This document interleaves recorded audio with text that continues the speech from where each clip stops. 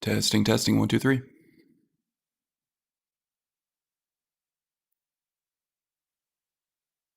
Testing, testing, 1, 2, 3.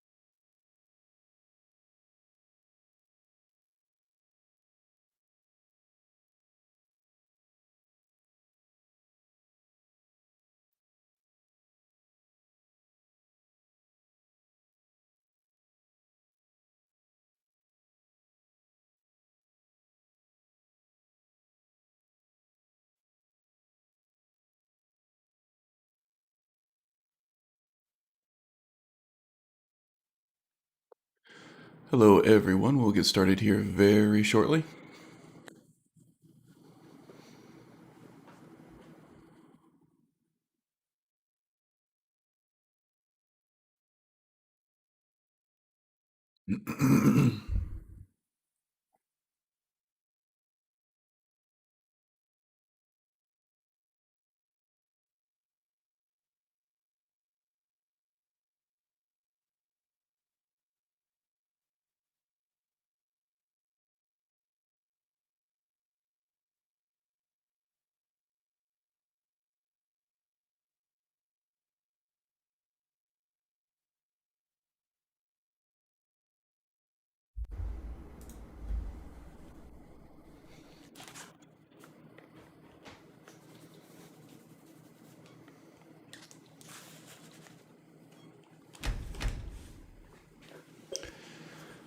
Let's get loaded into the game here, and we will get started. So I think this is the last week or two before the challenge is expired. The challenge of the Living Relic from Balefish's Discord channel. And here we are now with Brungarr, the Mammoth-Ban. Let's take a good look at him here. Oh, that's way too fast. That's a little better. It's a little more manageable. I really haven't changed out any of his gear. He's still wearing the Colovian fur armor from the Beyond Skyrim Bruma mod, along with a white cloak from, I don't know the name of the cloak mod off the top of my head. I don't remember it, but it's a fairly a fairly popular one. And then he's also wearing the helmet from the Snow Bear set from Immersive Armors. And I have him using the Ancient Nord Battle Axe right now, just because that kind of fits his whole Ancient Atmoran vibe he's got going on here. We still have Miko with us. I think he was with us in the last stream as well. I don't think I picked him up between streams. But if I didn't, or if I did pick him up between streams and haven't publicized this yet, he found us. We didn't find him. He got our attention on the side of the road, led us to his shack where his owner had died in bed, leaving a journal saying that he was a really good boy and that he needed someone to take care of him. He's actually quite strong. I don't think he really needs anybody to take care of him. He would probably do fine hunting and living on his own, but he seems to be quite the social creature, so we let him follow us. And he also seems to be quite the fearsome beast as well. So, I wouldn't say that he is Brungar's pet or anything, but he is a companion, and he chooses to be with us on his own accord, and he can choose to leave whenever he wants. I would say that Brungarr actually feels a strength of spirit from this animal that he is attracted to. And he is quite fond of Miko. And wants to respect his wishes to fight alongside him. So he tends not to feel as protective over this dog as maybe a lot of my characters would. So I think he's going to let him accompany him for quite a bit longer, I would say. Let's see. I've also traded out Brelina for Onmund. And I've put Onmund in the Spellbinder Runic set. Not the Crimson stuff. I think that the sort of blue and purple theme goes better with the College of Winterhold. It seems a little more magey, a little more official there. And he's got all of his scrolls in his little pouch there. I've equipped him with the Nordic War Pick. Looks like he's got some reference material there. He's actually quite a strong mage. He tends to cast a paralysis spell in battle, which I haven't set him up with. He just seems to do it on his own. That might be part of Immersive College of Winterhold. He also tends to cast an array of different summons, Atronachs, and such. And I have given him an assortment of different staffs that he can choose between in battle there. It's been quite effective, I should say. What else here? What else? I have leveled up a few times. Oops. Here we go. I have leveled up a few times since I've last streamed here. We are up to level 36, almost at level 37, right on the cusp there. And as you can see, we're right on the threshold of level 75 for some of these key spells. Looks like only Conjuration is lagging behind, and that's about halfway to level 75. Once we get to level 75 in Conjuration, then we can go track down the expert level Triumvirate spells, the Shaman Triumvirate spells there. I still haven't taken any more perks in the Conjuration tree here. And as I mentioned before, there's not really anything else that's going to affect our totems, which is kind of what we focus our Conjuration effort on here. Until we get to March of Oblivion, everything else is very Atronach based, or undead based, and we don't use either of those. Totems are kind of something to their own. But once we get to level 100 in Conjuration, we will definitely be making the investment, the perk investment, into getting March of Oblivion up there, even though it's, what, 3 perks away now? 1, 2, 3. Yeah, totally worth a 3-point investment to get March of Oblivion and be able to cast multiple totems without without any kind of penalty there. I do have access to Edge of Oblivion here, but that comes with too great a cost. Whenever I don't have a summon or reanimated minion, I'll lose 250 points of armor and 50% magic resistance. And that's just too great a price to pay for a character that isn't completely focused on Conjuration. He is a hybrid warrior mage type, technically. So if we get to the point where we lose one of our summons, we just can't survive losing 250 points of armor and half of our magic resistance. It's just not going to work out. Especially against a dragon. So the trade-off's just not worth it for this one. Maybe a conjurer that, or a necromancer or something that always has summons. It would make more sense, but not for this guy. So the next skill that we have is Restoration. I've leveled up quite a bit in this skill. Getting really close to level 78 there. And let's see, I've taken both ranks of Hallowed Burial here. So pretty much anything we do in terms of any kind of physical attack or restoration spells or effects, they're all 30% more powerful against undead enemies. And this is really, really good for this character because Restoration is basically our main attack magic. So we use the Spirit Fire from Triumvirate, the Shaman Triumvirate spells, for pretty much our entire magical offense. And being 30% more powerful against undead enemies is quite strong. And especially if this character is meant to accompany mages into old Nordic ruins, he's going to be spending a lot of time fighting Draugr and things like dragon priests.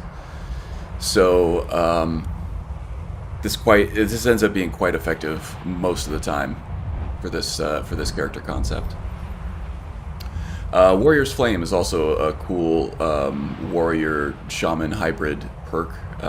It just basically goes around and touches random people on the battlefield and restores 20 points of magicka for you and your allies if it touches one of you. But if it touches an enemy, it drains that amount instead. Obviously, much more useful against magic casting enemies. I've also taken these two next level perks here. Ashes to Ashes, which causes undead enemies that are touched by Warrior's Flame down here to take 30 points of damage per second, which is nothing to sneeze at. Again, it doesn't affect living enemies the same way. It still just gives them the magicka drain. But as we do spend a lot of time in Nordic ruins, this helps a lot. And finally, I have also upgraded Warrior's Flame to heal any allies, any friendly NPC that it touches, 20 points per second in health, which is a great, nice little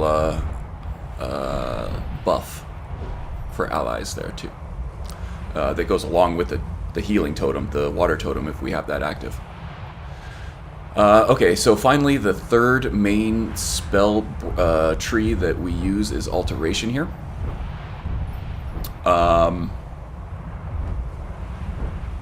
And let's see, what did I take here? I think I should mention Wild Shrines. I'll get back to that after we go through the rest of the perk, but I have actually managed to find all the different Wild Shrines. It helps to know that they show up on your compass before you have discovered them, and I'll walk through that in a minute. I have played with Ordinator for years and years, and I have rarely found a wild shrine. I don't know that I've actually ever found a wild shrine on my own. They're not exactly super hidden. They're usually very close to some other kind of landmark that you might happen across. But it does help a lot if you have your compass up and you know what to look for. So I'll go over those a little bit more once we get out of the perk tree here, or out of the level up screen. Let's see, we've already had our resistances. We took fire and frost to help us with dragons. Brungarr is dragonborn, one of my few actual dragonborn characters, so he is going to be fighting a lot of dragons eventually. He's fought several already. So fire and frost, I'm not running any kind of dragon overhaul or anything that adds any kind of fancy dragons with different kinds of attack types and stuff like that. So fire and frost are the only dragons we're going to be fighting, other than Durnavir maybe, so we do the Dawnguard stuff.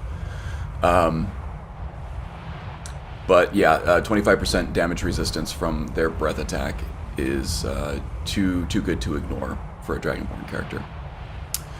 And then, I don't know if I took this last time. I may have, but I took stamina with the Altar Self.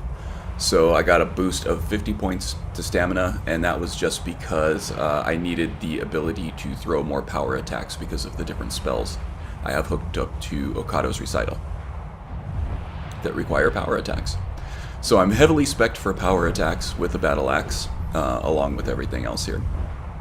Also off stream, I made a big investment in enchanting, and I focused heavily on buying soul gems, enchanting the gear that I've looted from my dungeon delving, and selling those off for money to train more.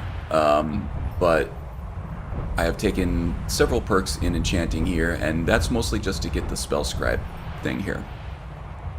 Once we are to a point where we start exploring the expert level spells in the expert level shaman spells from Triumvirate, that spell fire spell that we've been using with the little spirit pyre that pops up out of the ground and does damage over time after it drains the enemy's magicka and stamina pools. We're not going to be casting that directly anymore, but that is kind of the perfect spell to hook up to Spellscribe here. So along with all the other awesome stuff that happens when we hit an enemy with a power attack with the shaman, the Spellscribe power is now hooked up to Spirit Fire. So once we hit somebody with a power attack, it will create that Spirit Fire pyre that comes up out of the ground, draining magicka and stamina from any enemies that are inside of the pyre, until those run out. Then it will start draining health. So kind of great when you can get an enemy pinned down in one small area of effect there. And I've just taken the power of power echoes here to speed up the cooldown on that effect there.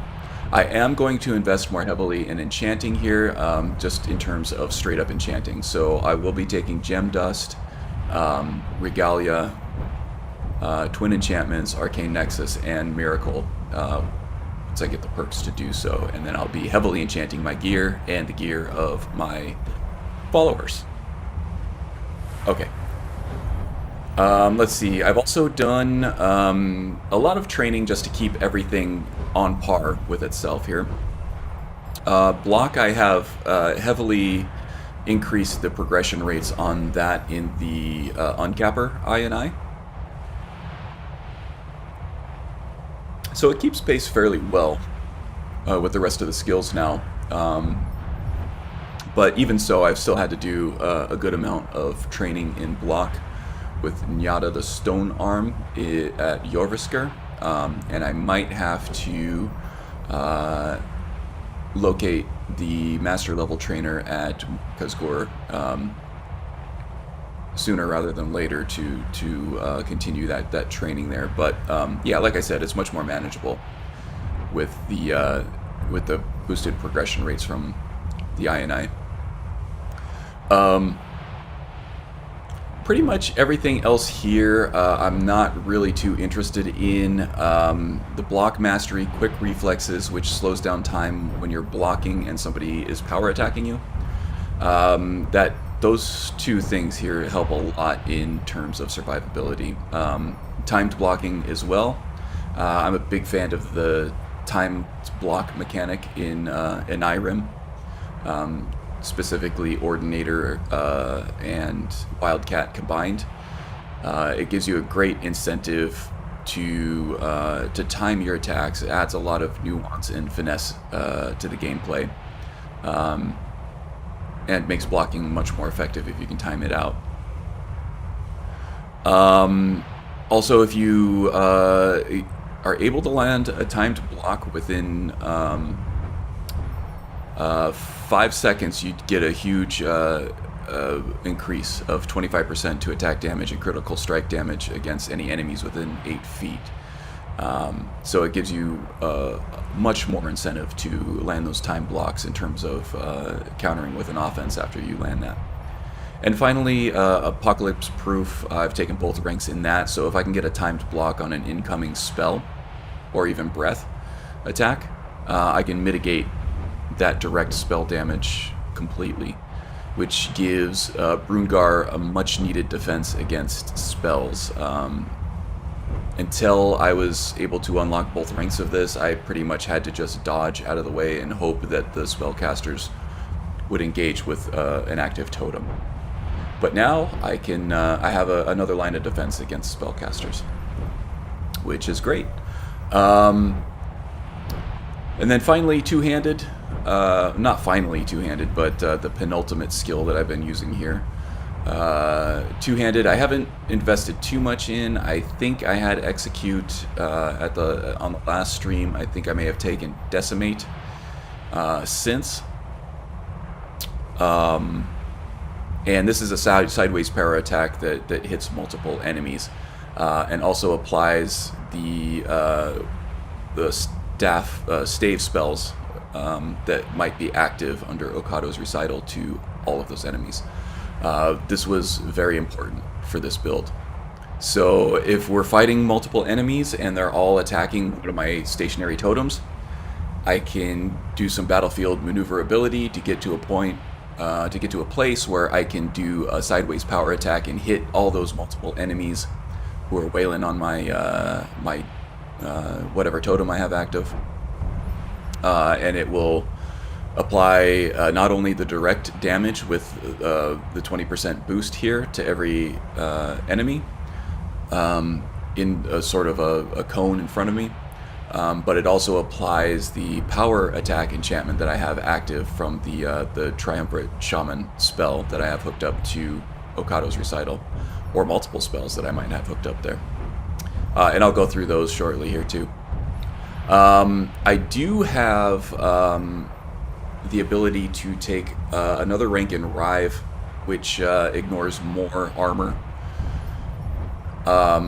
and Bisect, which adds an effect to just our regular standing power attack, which I tend to use more than anything else, because even against multiple enemies, if there are multiple enemies and they're all attacking my totem or a follower, one of them, at least one of them, tends to be a melee fighter, and then another one will be like a ranged fighter, either a mage or an archer or something like that. So the enemies tend to be spread out quite a bit. Also, the standing power attacks are the fastest power attacks in the game. So if I have caused like a stagger or something with a timed block or a bash,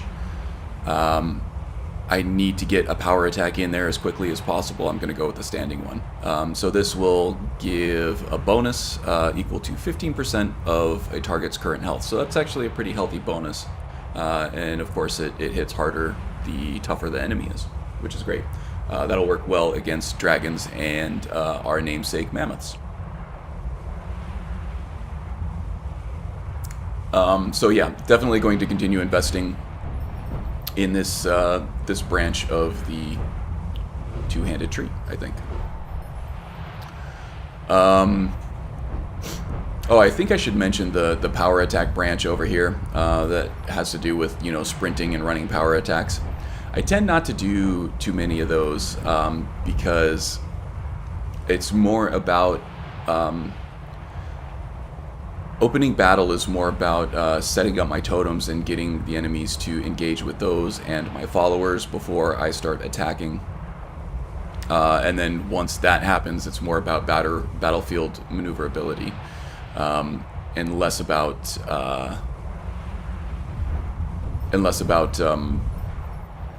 sprinting power attacks and things like that. But things like Massacre and Enter the Arena here with the weapon speed boosts and activating currently equipped powers and stuff like that. This is very useful. So I think I probably will be going down that tree too, but I have other priorities at the moment. And then finally, the last skill here that I've been focusing in is light armor. And I haven't really taken a lot in this lately. Initiative is another good one. Stamina, making sure I have stamina in the tank is very important for dodging out of the way of powerful enemies and continuing use of power attacks. But I think now that War Dancer is available,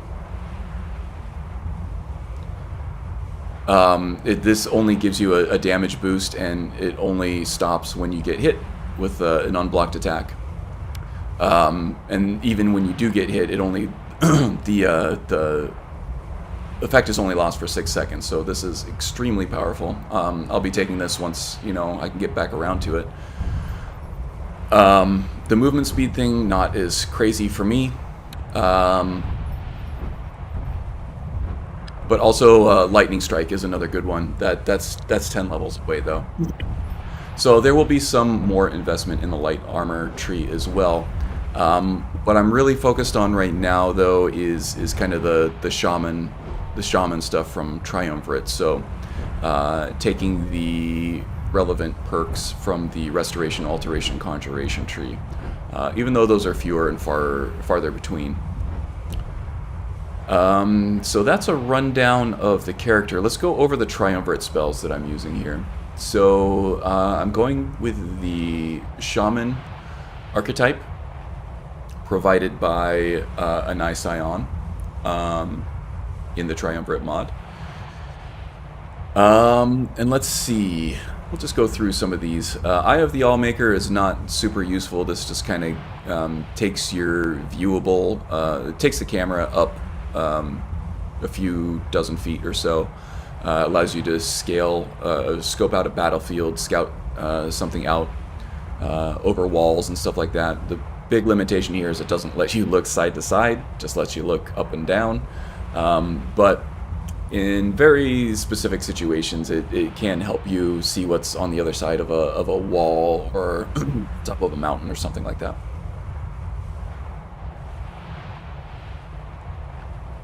And these are the stave spells that I mentioned.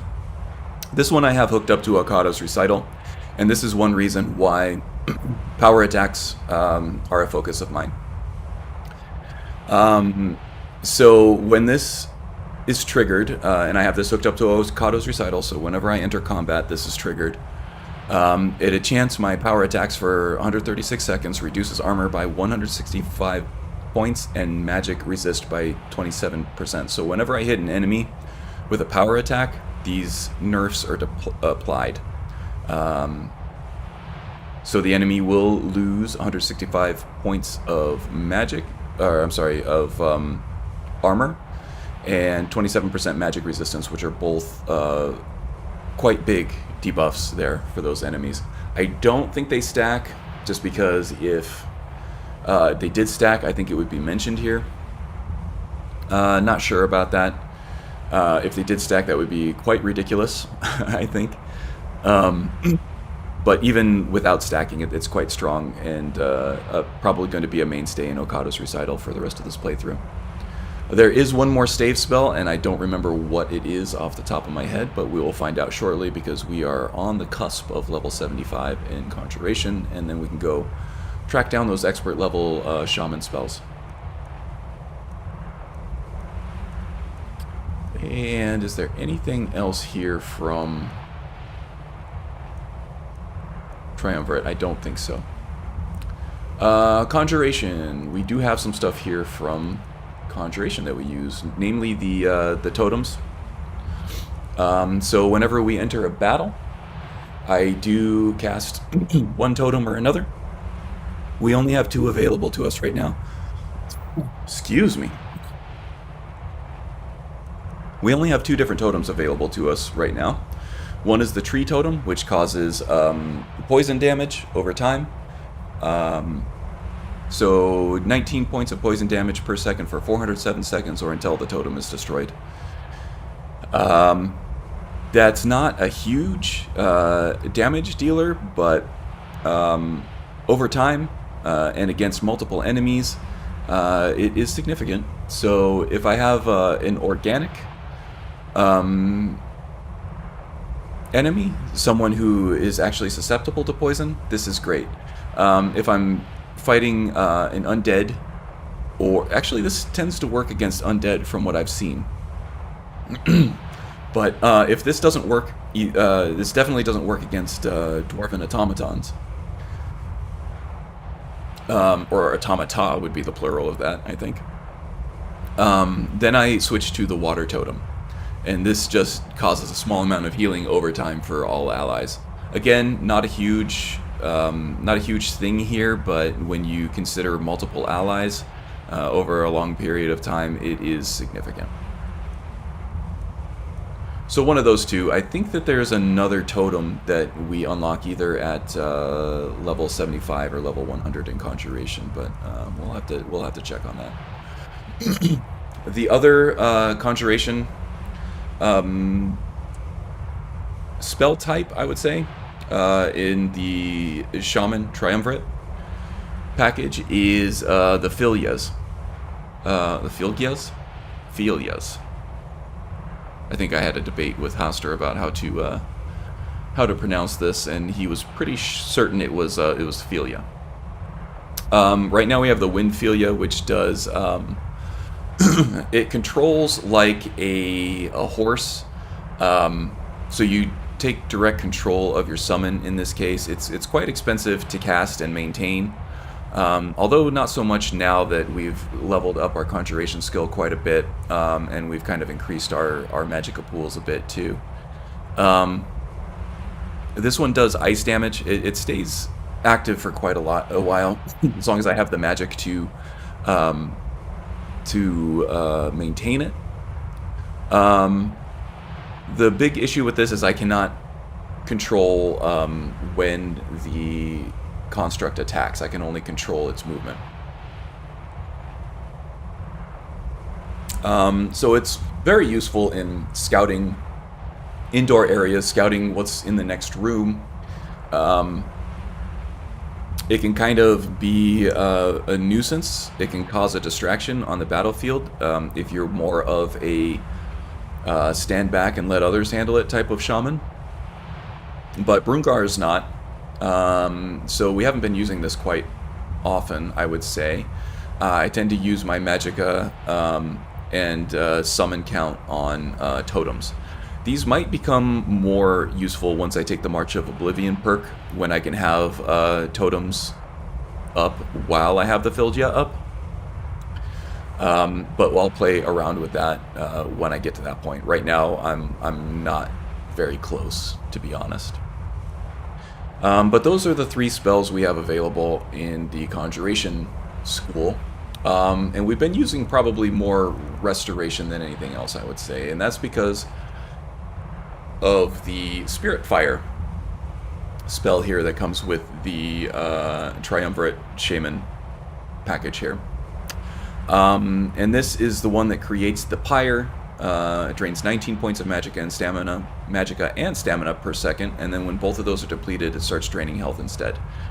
This is actually very, very powerful. If you can get your enemy to stay in one spot, which they tend to do if they're focused on trying to destroy your totems, that magicka and stamina tends to get drained really quickly.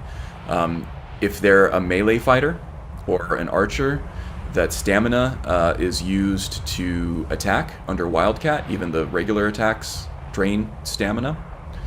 So as they attack the totem, their stamina is depleted. This depletes it even faster. Those types of enemies do not have large magicka pools, so the magicka does not last long.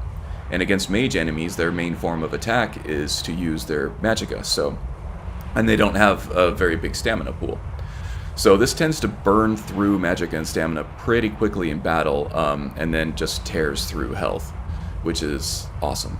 And I'm running some things that buff the restoration spells as well, so that makes it even more powerful.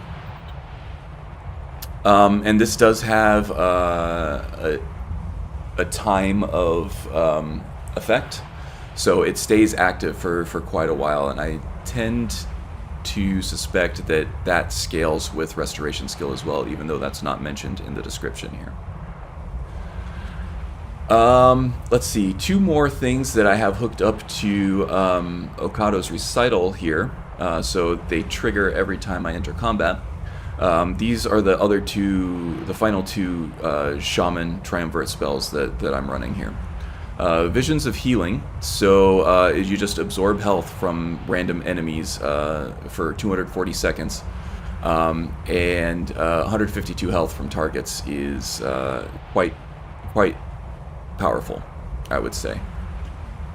So that helps both with dispatching enemies and keeping ourselves alive here. And finally, Visions of Opportunity. This triggers every time Okado's recital is triggered in combat. So for 240 seconds, it curses foes within 40 feet, just like Visions of Healing here, but this time it reduces armor by 285 points and magic resist by 47%, which is just a more powerful version of this Stave of Ferocity. And I believe this does stack. So if an enemy is affected by Visions of Opportunity and I hit them with a power attack, then they're pretty much defenseless for the next few minutes there. So that's that in terms of how this character is working out so far. I'm having a lot of fun with it.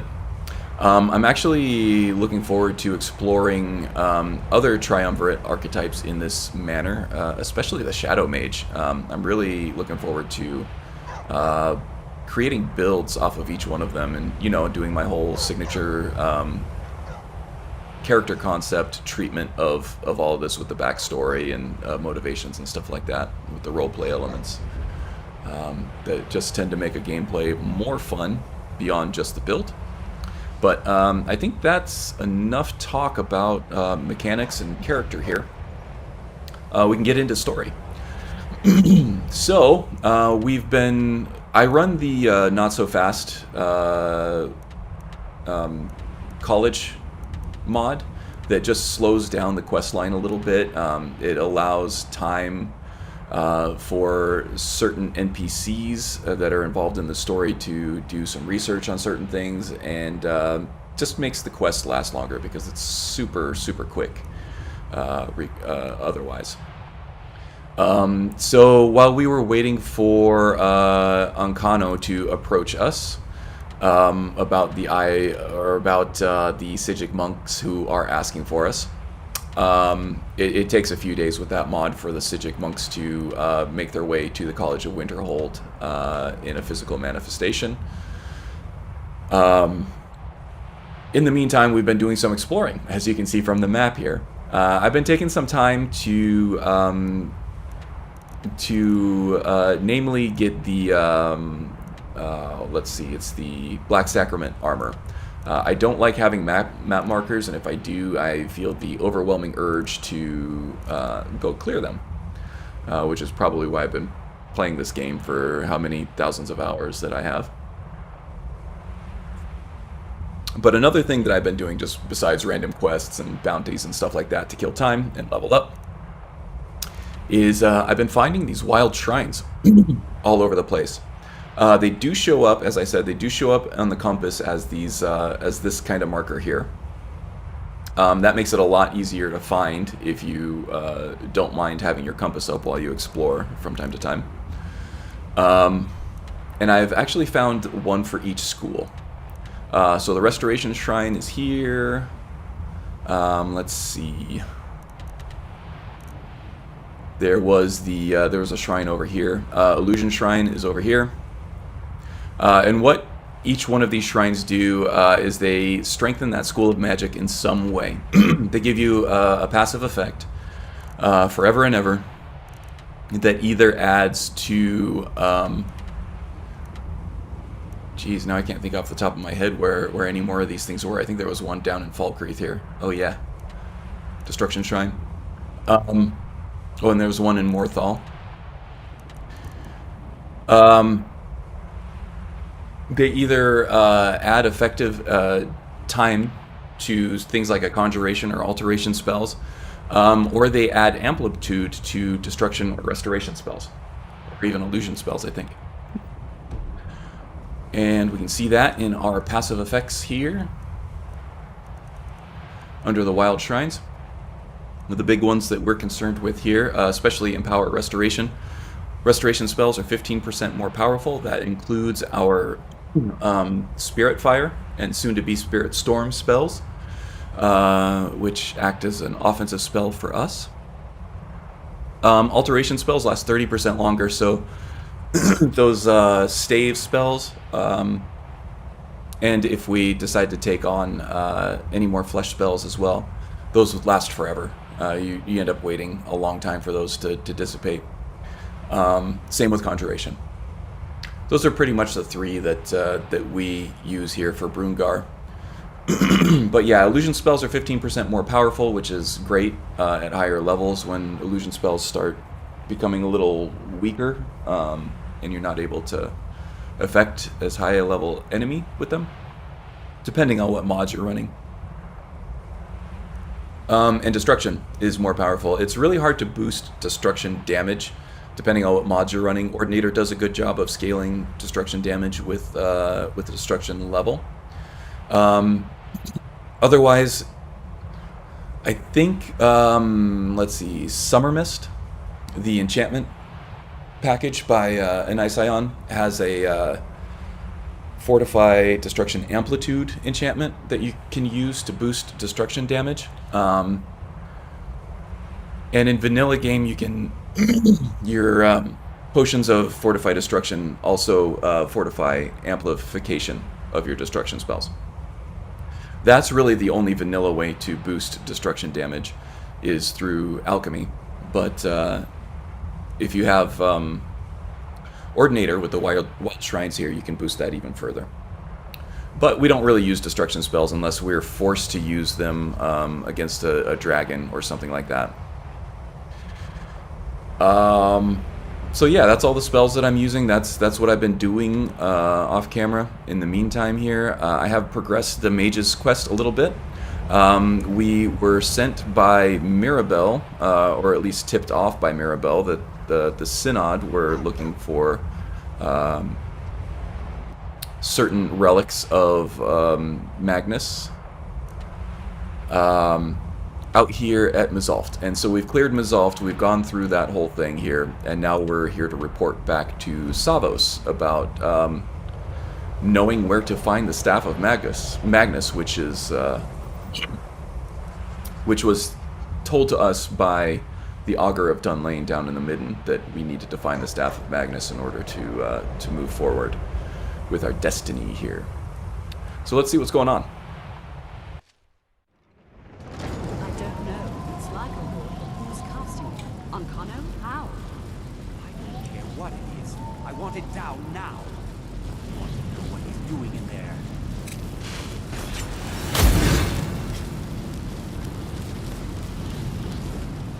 what he's doing, but he won't get away with it.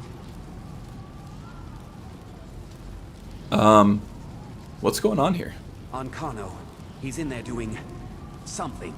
Ew, Don't know that what. doesn't sound good. We're trying to get in now. I will have his head for this, I assure you. Help take this down, will you? We're throwing everything we can at it. Okay.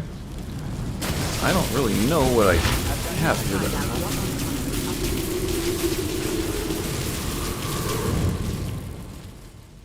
This is one of those situations where having just a basic destruction spell helps.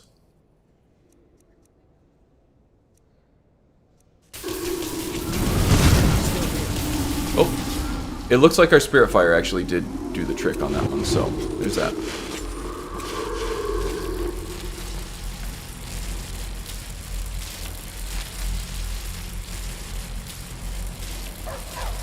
Waiting on you, Mirabelle. I have had this quest get bugged out here. Looks like we're fine here.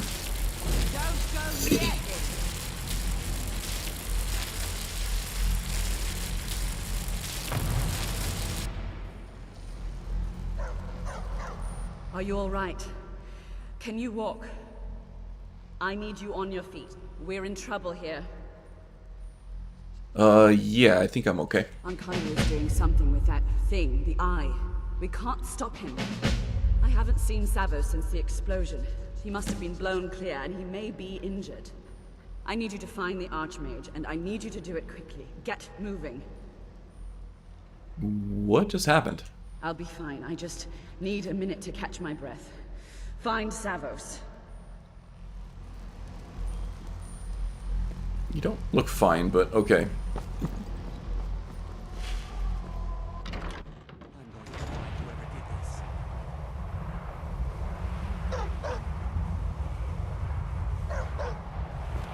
What's happened? Are you all right? Is that what happened in there?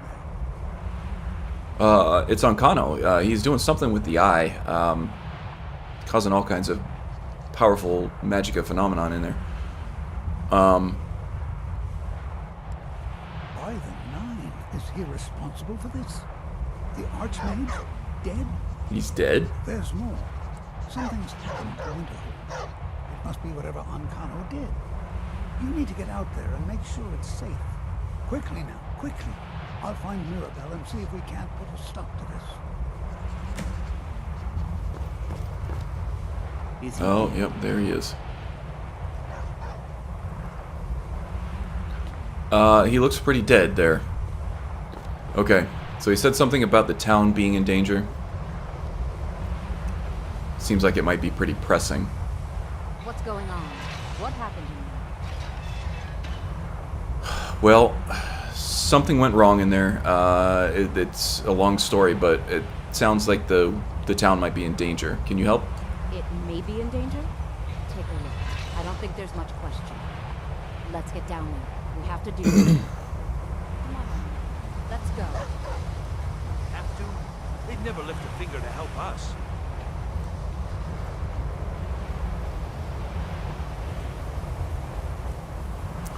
I'm running Great Cities Minor Holds, which provides an overhaul to some of the smaller cities about Skyrim. Let's see if our tree totems affect these anomalies here.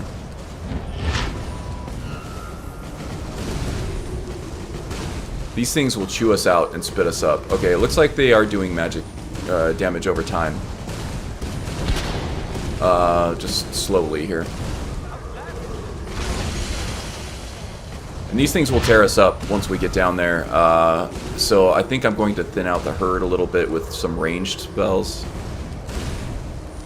With the Spirit Fire and our Poison Totems here. I'm glad that the Poison Totem, the Tree Totem, is effective against these things. That's good.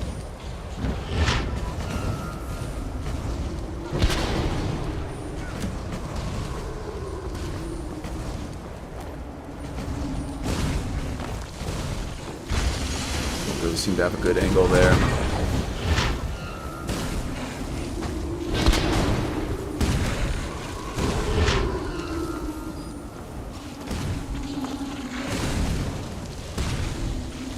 Miko's in there mixing it up. That's good.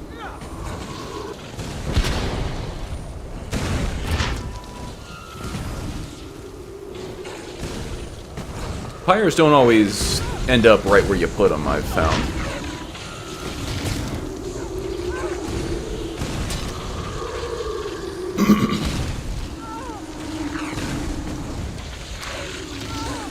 That guard isn't attacking our totem there, is it? I hope not.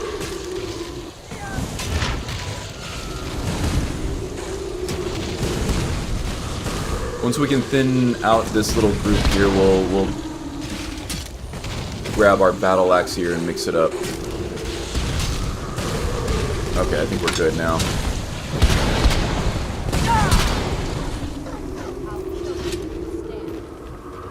Three left, eh? And this city overhaul does make it harder to track down these anomalies.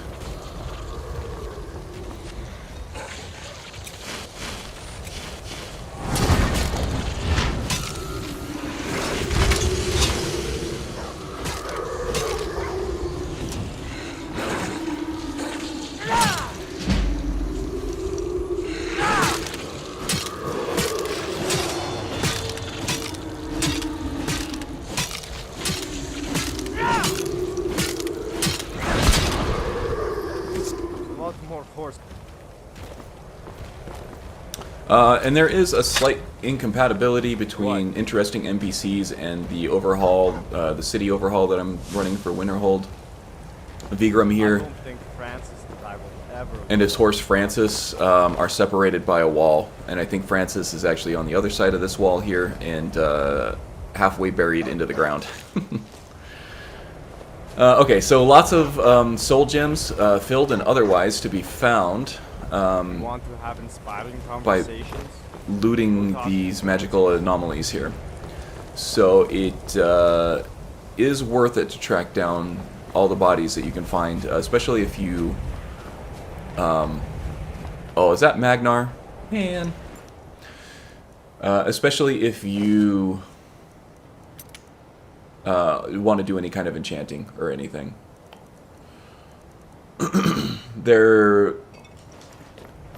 The filled soul gems are valuable even if you just want to sell them for money.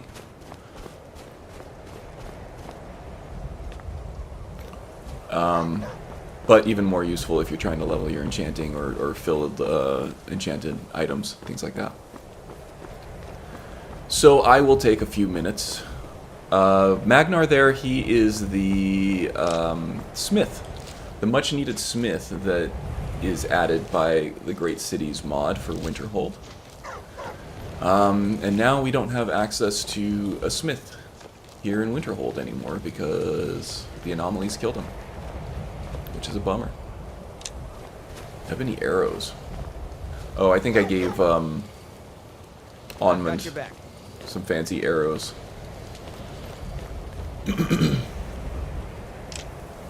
Pick those up.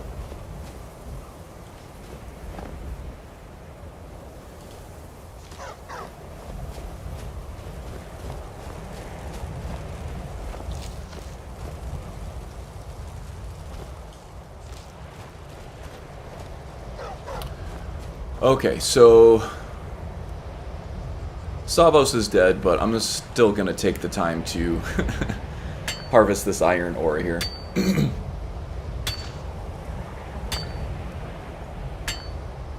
Hey, Cousin Debs. Glad you are finding some educational content with the commentary here. How's it going, by the way? I see you've been posting some non-Skyrim content, Cyberpunk, and another game I can't seem to place. Cyberpunk was great for me. I played 150 hours like in the first week or two after it came out, and then I got completely burnt out on it. I haven't felt the need to go back to it. It might have just been an overdose. I'm getting the itch again, though.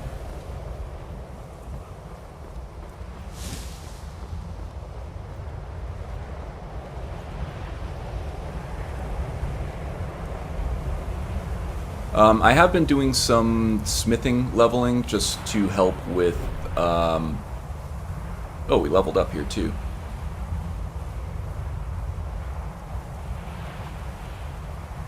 We'll go with Magicka. Just because Magicka has been very limited, and if I can cast these totems and spirit fire spells over and over again more, I can maintain a more ranged approach until I can debuff them enough to actually get in. I am playing on legendary difficulty, so it doesn't take much to kill even the most tanky character at the moment. So we got to be careful. Alright, so we got to report back to Mirabelle here. Let's see, is she doing any better? She is not. Well, is everything out there all right? Winterhold is safe. By the way, do you have any... Oh, no, I'm just kidding. Winterhold's safe. Wish I could Savos, say the not so same much. words. Tolfdir and I can try and keep this contained. You need to Do you get your mind, hands on the Onmund? Staff of Magnus now. Thank you. So you really think the staff is going to help, huh? You were told to find it, weren't you? If the stories about the staff are true, if it really can absorb a tremendous amount of power, maybe we can break through on Connor's magic. Cyberpunk was an itch. Games like Skyrim is where my heart remains. Yeah, I feel the same way. I still tend to play Skyrim more than any other new game, I think. Cyberpunk, I was hoping it was going to be the new Skyrim for me, but it ended up being a little more Grand Theft Auto, which was great for the first playthrough. I hope they support the game. I want to see what they do with it. They just did a huge quality drop, What? Are you which sure fixed a the lot of stuff is bugs, there? but That honestly, can't I be haven't coincidence. experienced many bugs. I had one crash in that 150 hours, and a few smaller bugs, but nothing that really affected my enjoyment of the game at all. I'm just waiting to see, you know, the content updates from them, which I'm sure they will do. What are you talking about? The Woman? Archmage. He gave me something just a little while ago. He told me it was from Labyrinthian and that I would know what to do with it when the time came. I think he meant this for you then. I'm not sure why, but there was something very personal about it for him. I think you should take Yeah, I this feel home. really bad for the It belonged PlayStation to Savos, but I players. think it would do you the most Even good people now. playing on, you know, Take it and get out of mid-level here.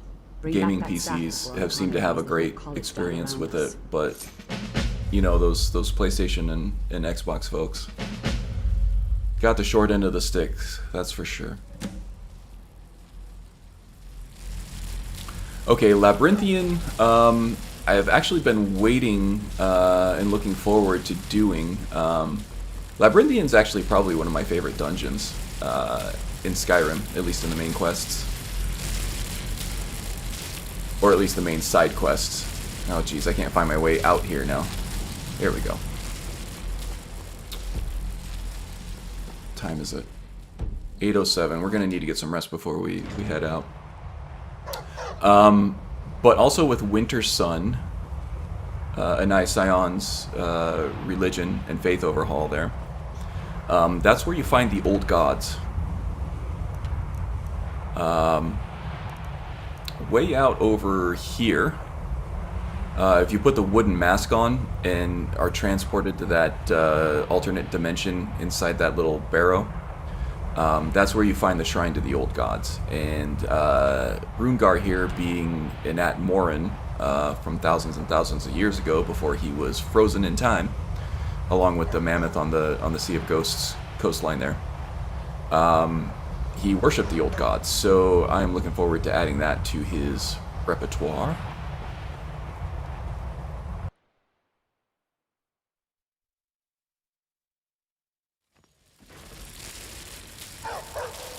We never should have pulled that thing out of Southall. I tend to agree.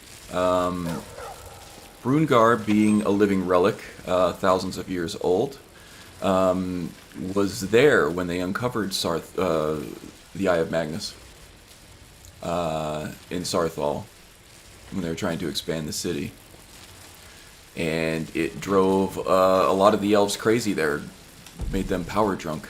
Oh, this is that bug. I don't know if it's from Immersive College of Winterhold, but I think I've seen it in vanilla too, where it's like you're seen as a trespasser and you can't sleep in your own bed. I don't know. Oh, it looks like Verlina changed her clothes. How long can we keep this up? What, you changing clothes every time I come in here? I don't know. How many clothes, how many outfits do you have?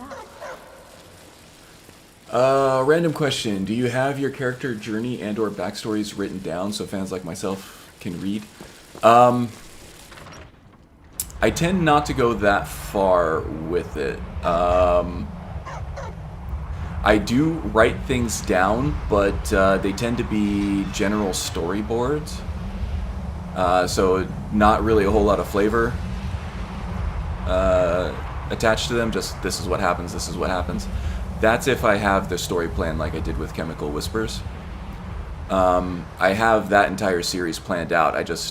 I need to find the energy and motivation to be able to spend all that time editing again. But I do write down the scripts for those more produced episodes.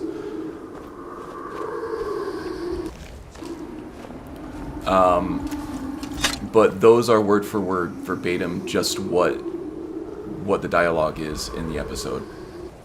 So usually what I do is once I have the general tone of the character's story and some story beats that just kind of live in my head or in a very dry script somewhere, is I'll write the dialogue.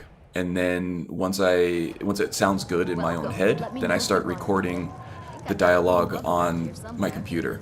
And once that sounds good to my ear and not just in my head, then I'll start, messing around with Audacity, adding reverb, adding pitch to it in certain ways, and splicing it together in a video editor. And then I will start adding in scenes, like I'll start splicing in scenes from the game itself using, the pan shots, using toggle free cam here. And then I'll just have like a slow pan shot that goes, and then the dialogue and the music playing right up against it. So that's kind of my workflow there. It's pretty simple, but seems effective, I think. Been on a reading tear lately and have recently spent a majority of my time reading Skyrim and Fallout fanfiction. Yeah, so if you take a look at the description of all my videos, there is 57 Strudel. She is an old English major who has been writing for a long, long time. She has just volumes and volumes of Skyrim fan fiction, and it goes deep. It reads like a fantasy novel. She's awesome. She tends to focus on relationships, I think. But she does flesh it out quite a bit. And a lot of sort of deep and emotional story beats that go along with it. And she's been playing the game for hundreds, if not thousands. I suspect thousands of hours. I'll sell just about anything if it's worth my time. Keep that in mind. So, if you like fan fiction, I would say at least give that a shot. I don't have much time to read, so I've been reading it here in fits and starts, but it's always great. If there's anything you need, just let me know. Let's see here. Sure thing. Since we can't sleep in our own bed at the college, Yes? we're gonna have to rent a room here in I Winterhold. understand.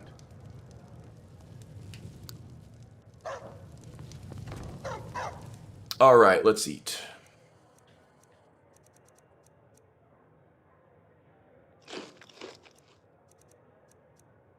What other games have you posted on your channel lately? I think I saw some Mass Effect in there, maybe?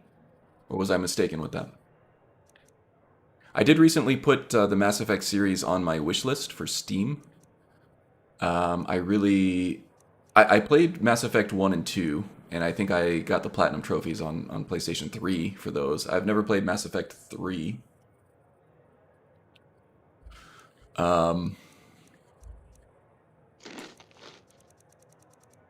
So I kind of want to play them again on PC. And I know that a big part of that series is the carried saves from the previous game into the next one. So I want to start from Mass Effect 1 and go all the way through. I really enjoyed those games when I played them.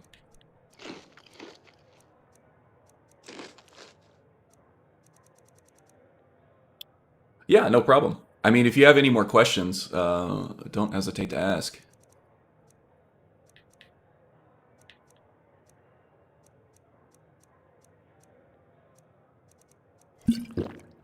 I love talking about Skyrim. We're going to need some more water before we head out, too.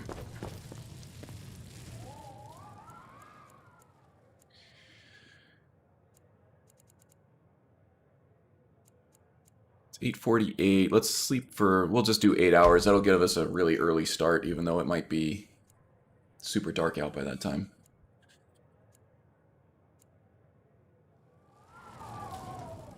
Yeah, not even 5 o'clock yet, but that's alright. Get some sugar in the system to get the engine going. Maybe a little bit of cheese for some light protein. Get some water here, and then we'll fill up the water skins. If you've business with the college, you're welcome to stay here. It's where most of our business comes from, in fact.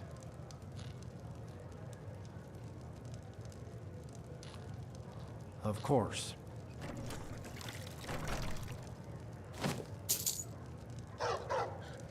Let's see here. Okay, we have quite the journey ahead of us now. Let's get outside, get some fresh air, and plot out our course here. So another thing I forgot to mention is I do have the Spirit Tutors perk from the Restoration tree over here. And what that does is it adds 2 Spirit Tutors to the world. And they just kind of roam Skyrim. So you gotta kind of be lucky and find them out on the road. I found one of them so far. And this makes it 1% stronger per 20 points of magicka. So the next guy that we find will double that boost. So that really encourages us to not fast travel and just kind of hoof it wherever we go, because that increases our chances that we'll find a Spirit Tutor out here in the wilds. The percentage, the chance that we have of actually encountering the Spirit Tutor is decreased because of the Immersive World Encounters mod that I'm running that adds a lot of different types of encounters to the game. Lots of different things. Lots of different things that you can encounter now as opposed to just the vanilla stuff. So that kind of makes the chances of finding any one of those particular random encounters a little bit lessened, I would say. I have quite a few being recorded behind the scenes now, but as for roleplays, Skyrim, Fallout 4, and New Vegas. Oh, nice. I have seen your Fallout 4 stuff. Pretty good. I have a lot of friends actually who've been playing Fallout 4.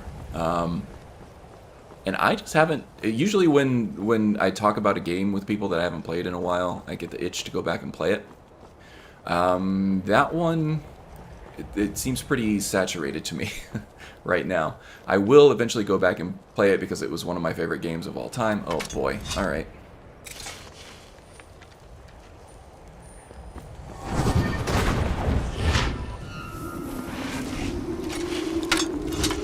I don't know why these guys aren't aggressive.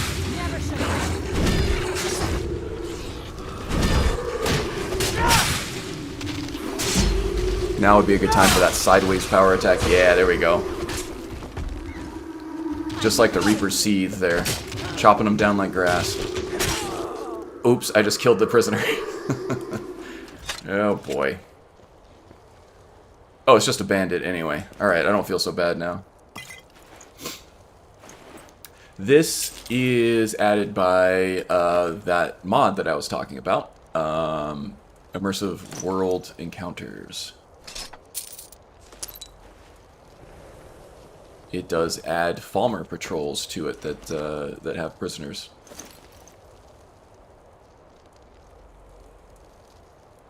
You would have run. Yeah.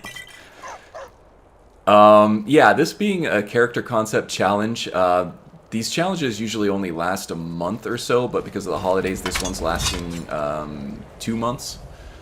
This is on Baofish's Discord channel. I actually don't know if they're going to be doing any more of these. Baofish seems a little burnt out on Skyrim for the moment. So I don't know if he's going to run another one of these for a while. This one's lasted 2 months. So these challenges tend to be a little bit less on the heavy roleplay, sort of like the deep decision-making type stuff, and a little more on just fleshing the character out and seeing what I can do in a month. And, kind of explore the nuances of the character and the build aspects of it, and how that can further roleplay. So Brungarr is not shy with battle right now because that's, for the most part, is how... I've been looking for you. Got something I'm supposed I love this to guy. deliver. This is the courier replacement. Let's see here. It's from Falk Firebeard in the blue. So yeah, just trying to gain experience and explore different roleplay opportunities. Looks like that's it. Gotta go. As opposed to just doing a really deep roleplay all the time, you know? I save that for characters like Alcunil. Alright, what did he leave us here? That's a bounty.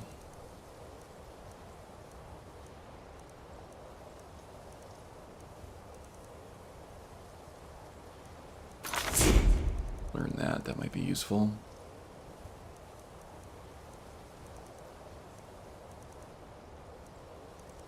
I wonder if this... Oh yeah, this is the letter from Falk Firebeard. This is the continuation of the Potema quest here. So when we get a chance, we'll have to go... He seemed pretty...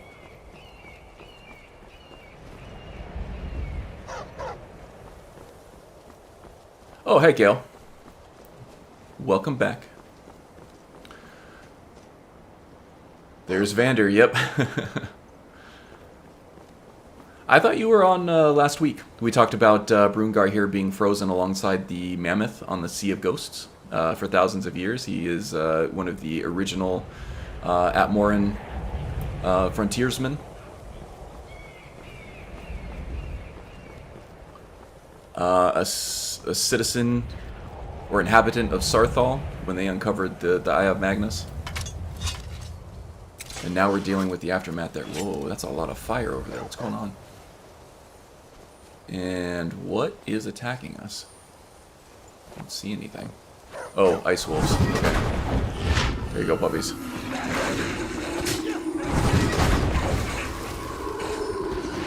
This totem's closer to the action here.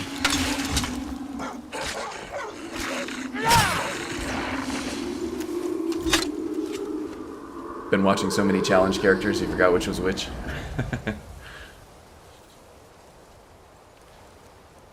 Yeah, Cousin Des, I like this approach too. It keeps me from getting burnt out on the game or on a particular character. And, you know, I can put those deep roleplay characters aside in my pocket. I do intend to go back to Chemical Whispers at some point. As I mentioned, I just got to find the motivation to do that heavy of video production again. It's like almost like a part-time job, keeping up with a series like that.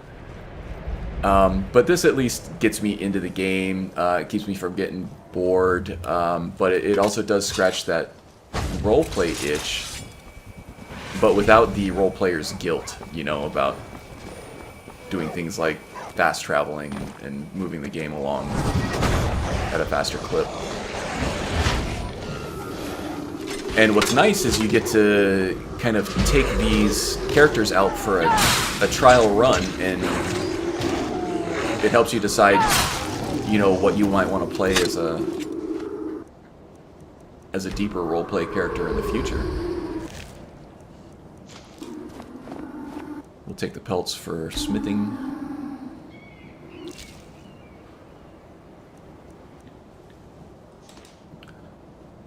Yeah, so many challenges, forgot which was which. Yeah, I understand. That's kind of what's fun about these challenges. Don't have time to watch hours-long stream, but wanted to watch a bit of everyone's... Yeah, no problem. Don't feel bad if you have to step away, or... You know, you get the itch to play your own character or something. For my challenge character, I consoled in all her spells and most of her gear, since it would make sense that she already knew the spells and had the equipment. Yep. I did the same with Brungarr here. I actually smithed up. I was just doing some smithing just to see what was available to him at the time. Just because I was doing a very kind of loose, not a very structured play with him at the very beginning, just trying to figure out. Some trouble nearby. I'm on my way to investigate. Oh yeah, we got other things on our plate right now. Just trying to find this character's voice and what he did, how he acted, what his motivations were, his backstory, and stuff like that. I tend to discover some of these things as I play the character. It's not written in stone from the time that I click on that new game menu item. So I was messing around in the smithing menu, and I found this Colovian stuff, and then I threw on the white cloak to go along with it, and it started to look very very sort of barbaric and shamanistic. So I kind of I went from there with it, and then I consoled in the rest of the stuff, including the different kind of bear helmets and the cloaks that go with it. And I finally landed on this look here. Thought it looked very Atmoran. Even though it is technically an officially Colovian fur, it looks kind of, it's got that barbaric look to it. And like you said, to focus on something specific. Yeah. Like I'm focusing only on College of Winterhold. Nice. This game is huge. There's a wide breadth of experiences you have with this game, so it can be very overwhelming. But like you said, focusing on specific aspects of the game in a playthrough is a good way to really get your mind wrapped around, you know, what makes the college tick. And if you're really taking your time and going through all the dialogue and reading all of the material, you get a really good handle on the lore of that whole thing. And even though it's a quick quest line,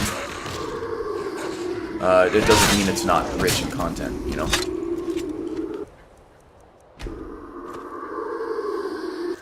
There's a lot to dissect about everything. And like I said, it is a quick... That looks like a trapped bear there. It is a quick quest line, but I've heard rumors that they had to cut a lot out of the mage's college quest line. Let's let this guy out. If he fights us, he fights us.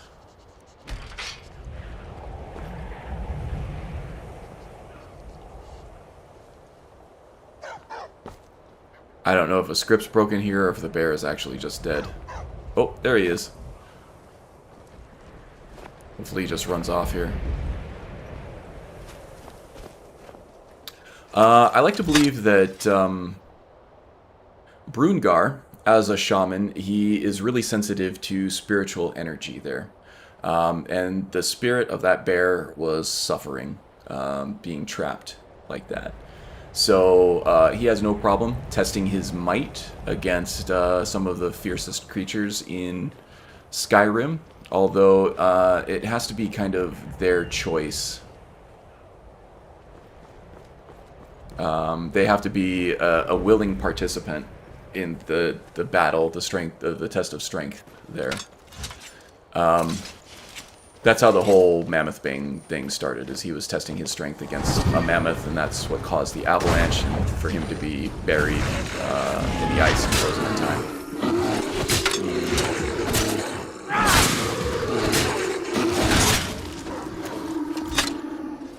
But he still doesn't like to see these creatures suffer needlessly.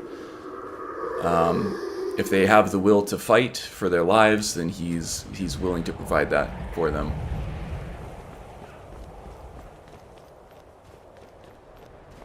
But being trapped and starving to death, that's not a very noble way to go for such a noble beast, I think. Let me catch up on chat here. The white cloak is perfect? Yeah, I think so too. The cloak and the helmet kind of really round out the whole shaman thing. Cousin Des says, cool, good talk. I will lurk for now. I don't like distracting you from your game. I'll be around. Okay, yeah, no problem. The reason I stream is to kind of scratch that social itch, you know, that's hard when you can't really go out and see people, you know. But if you'd rather lurk at this point, I am perfectly happy to let you do that. Okay, so we got quite the march here ahead of us. I'm trying to decide which way. I think it's going to be shorter if we take the northern route here as opposed to the southern route through Whiterun.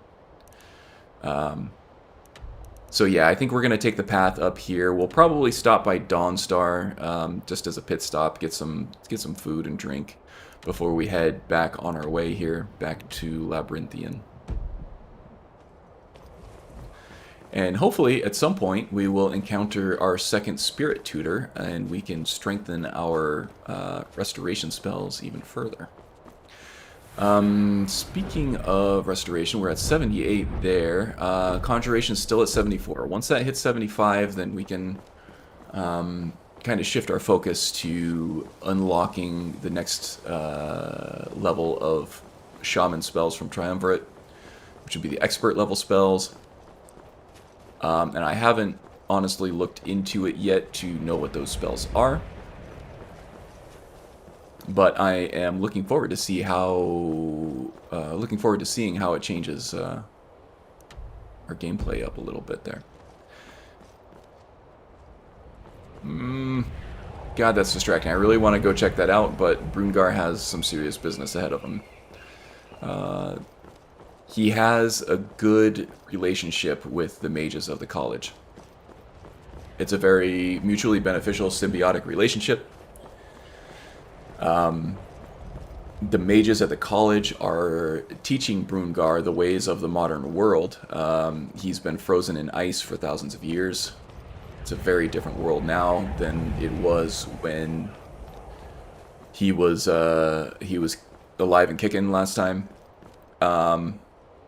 And the mages in turn learn a lot from him in terms of first-hand accounts of life in these underground Nordic cities.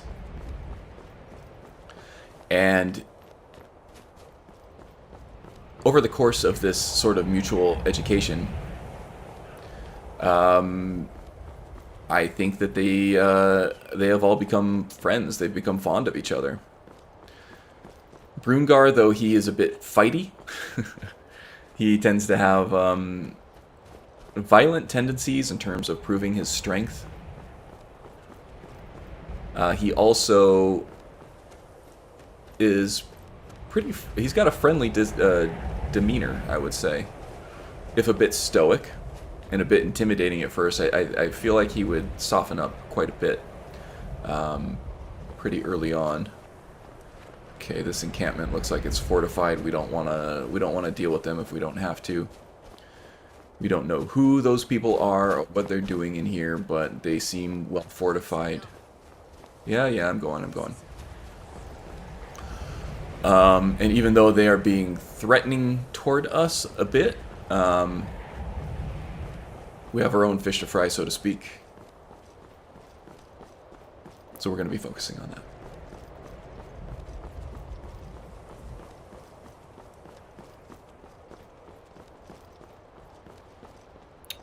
One thing about running Skyrim with these visual overhaul mods, like the trees and the flora mods and stuff like that, is, you know, just jogging around the world can be a fun, nice, refreshing experience. See, there's that paralysis effect that Onmund has been casting on enemies. It works really well with the totems and stuff. I really don't know what spell that is. I think I could use AFT to determine exactly what that spell is that he's using.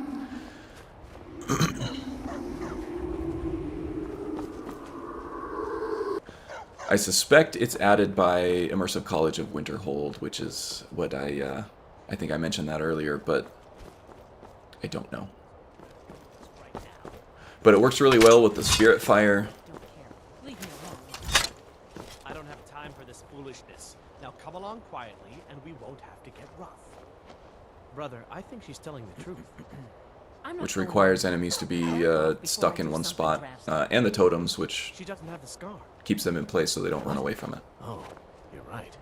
We've made a mistake. Now move along before that mouth of yours gets you into trouble. Poor lady's getting hassled there, but it looks like they worked it out. Okay.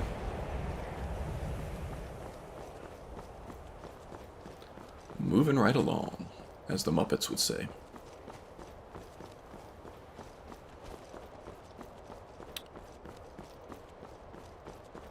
First destination is Dawnstar. We're going to stop for a little bit of brunch. There's some mammoths there. What is challenging us?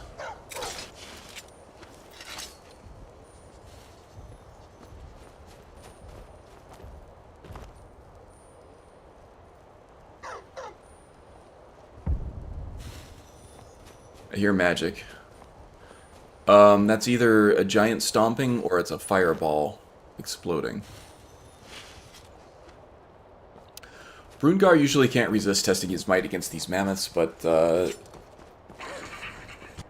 okay, here we go. We have more pressing matters at hand.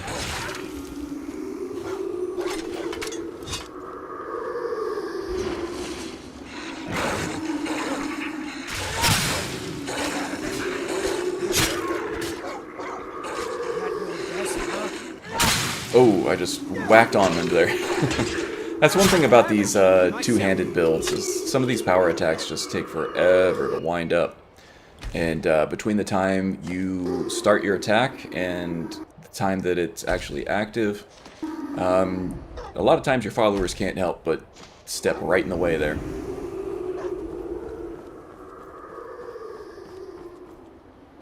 I feel like follower AI was greatly improved upon between Skyrim and Fallout 4.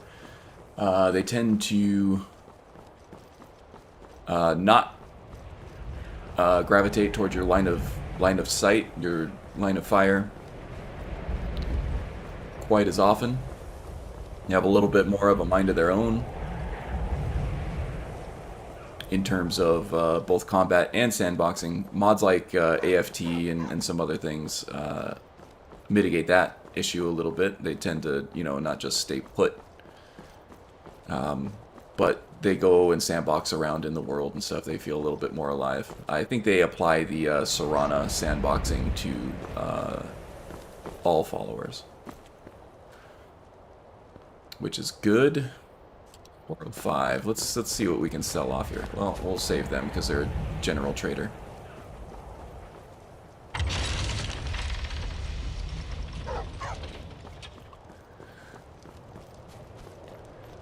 Okay, I gotta take a second to take this hoodie off because I am cooking. I'm gonna turn a fan on here, dude.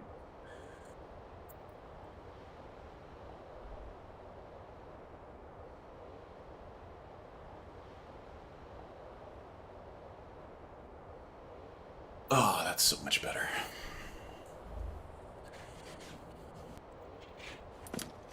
Tend to keep the door closed while I'm streaming so I don't disturb the wife. And then, you know, with the heat coming out of the computer, and the fact that we have the heat on now as well because it's winter and it gets cold, even in Arizona. Where is the blacksmith here? Oh, they're not out of bed yet. All that combined, it tends to get pretty warm in this room when I stream, so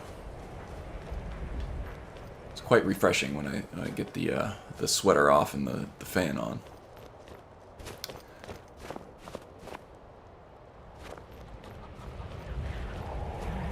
Let's take a look at the view of the city here, huh? Don't really have any need to go into the... No, this isn't great. Don't have any need to go into the inn and buy any food. We have plenty. We'll just have a snack here. How about the honey nut treat? That sounds good. And some mead to go along with the honey motif there. Maybe an apple. And that's all we need. Top off on our hydration levels there. And we'll wait just an hour.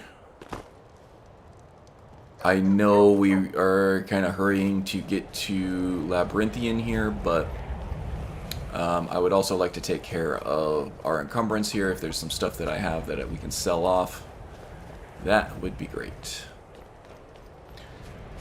So with this city, this is the same city overhaul as what modified Winterhold. There's one for Dawnstar here as well. You may or may not be able to tell, but it is affecting my frame rate quite a bit because it's an open city. Like, oh, what's the Raven Rock in Solstheim? Tends to be a little tougher on the performance there too. Blades, helmets, pretty much anything to suit your needs.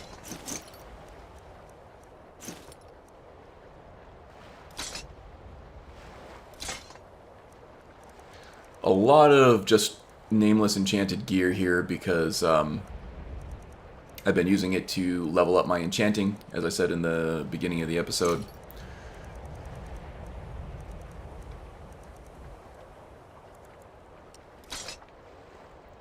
Come back if you need steel.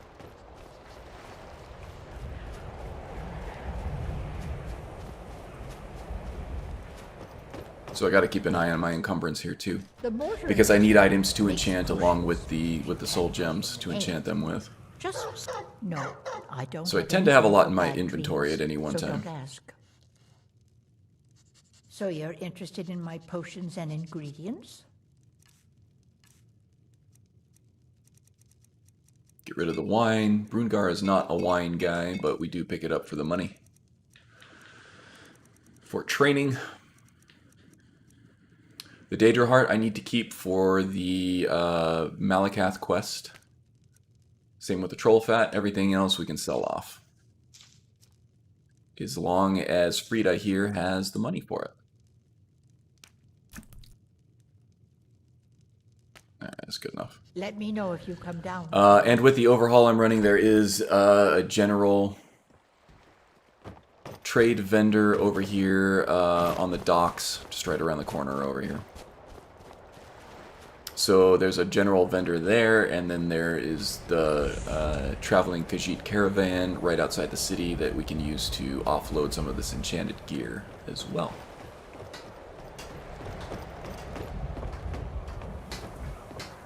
There he is. What's up, man? Take a look.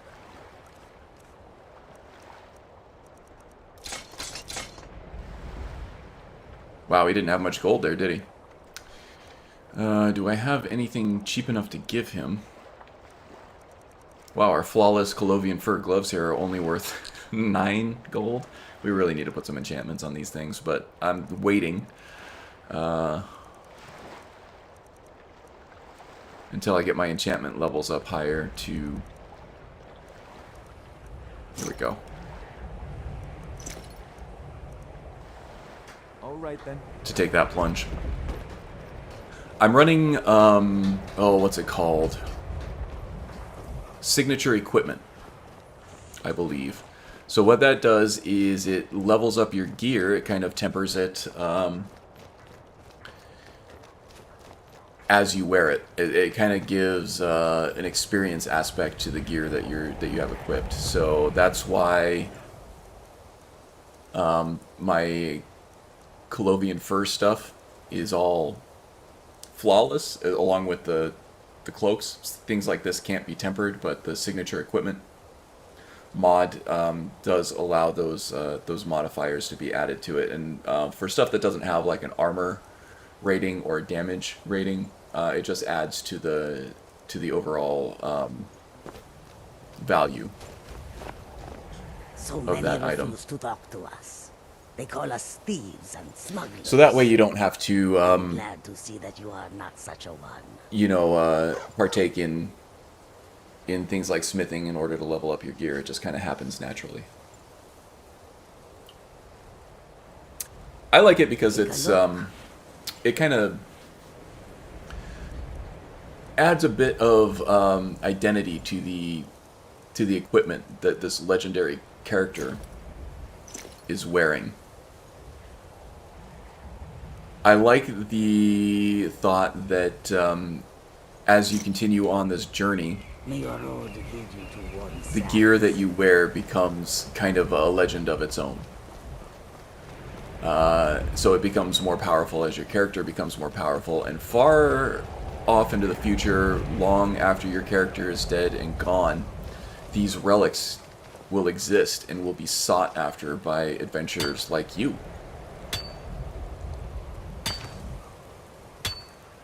I think that's just a really cool aspect to add to any roleplay. That coupled with something like Jackson's Renamer, or, you know, if you, in the vanilla game, use the enchanting system to rename your gear, kind of adds that to that whole mystique of a legendary character's legendary items. They kind of act as a legacy even after he's gone.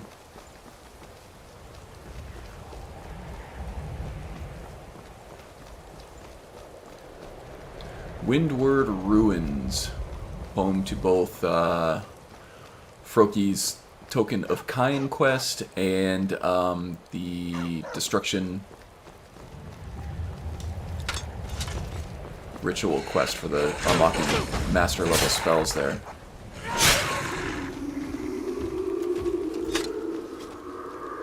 There we go. That was kind of cool. Chopped that wolf right out of the air mid-lunge. Epic.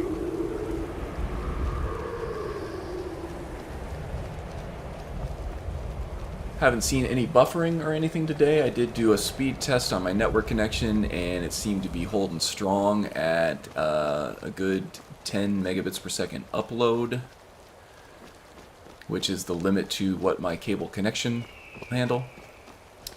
I have set streaming quality in OBS to go at, I think, a 6 megabits per second bitrate up.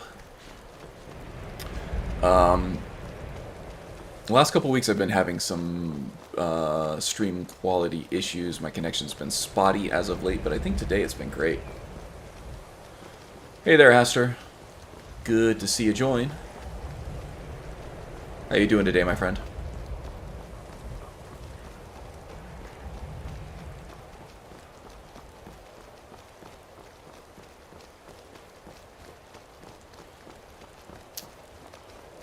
Let's see here. We got to be getting close. Okay, so we're going to go around this bend to the right here. It's going to bend a little bit more to the right. If we come across Morthal, we've gone too far. We're going to be keeping our eyes left, or a fork in the road to enter Labyrinthian. Same old, same old. Not necessarily a bad thing, though, right?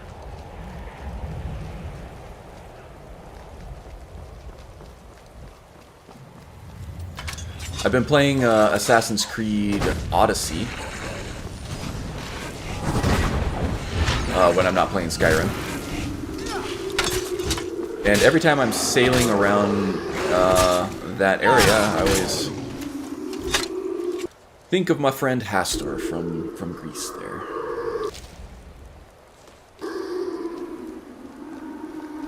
Have you played that game, Hastur? And if so, how, like... Well, it's probably a much different place now than it was, you know, during the time when that game is set, but... I would say based on terrain, how accurate is it to the real place there?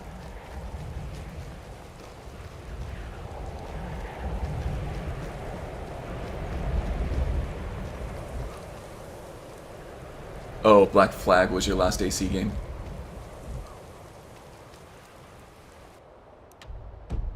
See, me, I was born and raised in the Phoenix area of Arizona, so I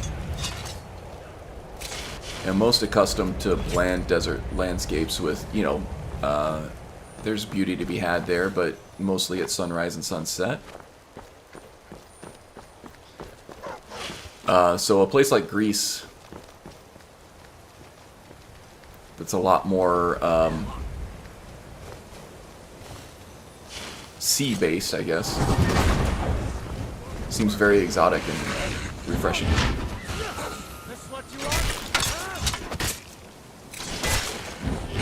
The map itself is pretty accurate. Nice.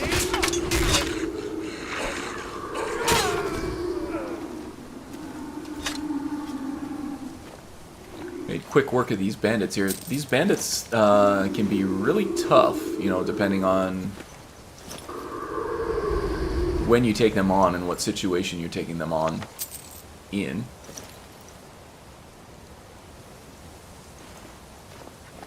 But made quick work of them this time around.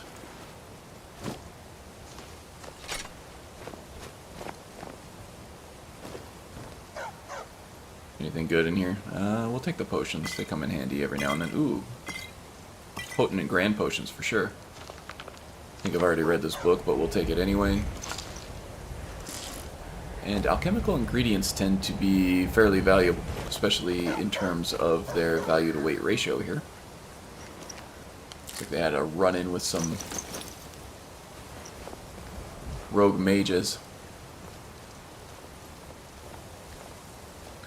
Probably helps account for how easy of a time we had with them, I would say. The mages probably weakened them before we got in there. Whoa, okay, we got a big old skirmish up here. We're going to give them a wide berth. Brungarr, in terms of the Civil War here, for the time being, he doesn't really have any skin in the game, I would say. So he's going to avoid that situation as much as possible. But I feel like his experience with Ancano, that's coming up very shortly, is going to really sour his look, his perspective on the Thalmor. Which, you know, it is is an easy thing to happen for a lot of characters, I would say. Thalmor are not easy to hate, that's for sure. But in terms of Ancano being sort of driven power drunk by this Eye of Magnus, he's seen that before. The Atmorans in his timeline, in this alternate history that I'm telling with this playthrough, in terms of roleplay, the elves and the Atmorans got along great. The Dwemer shared their knowledge of underground architecture, you know, minus the whole tonal stuff, which the Atmorans probably wouldn't be able to comprehend anyway, much less any other race. But in terms of structural architecture underground, they happily helped the Nords with their underground cities, such as Sarthal and other places of note, and Labyrinthian here as well.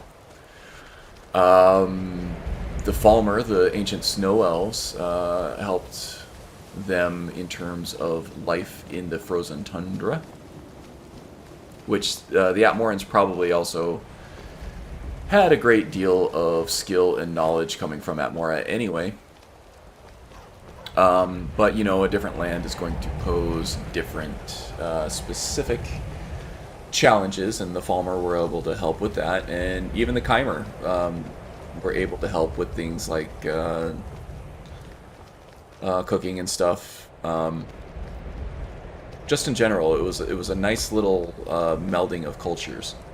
It wasn't until the Atmorans uncovered the Eye of Magnus in Sarthal that the rivalry between Nords and Elves began, and that was mostly due to the Aelids, who were very sort of power-hungry to begin with. The uncovering of the Eye of Magnus really set them over the edge. And some of the other elves actually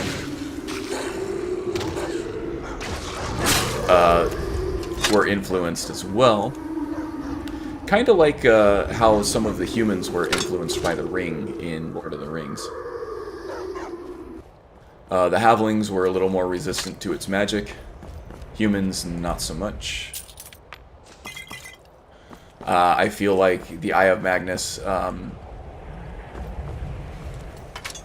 was very corruptive to the Heartland High Elves, or the Aelids, and less so with the other elves, but the influence it had over the Aelids spread through the Aelids to the other races of elves. And it was the Nords who took it upon themselves to protect the world from the power of the Eye of Magnus, especially in the hands of the elves. So he's very sensitive to the influence that the Eye of Magnus has over the elves. And it seems to be on full display here with Ancano, and soon to be the Thalmor. So I think that that will be the catalyst.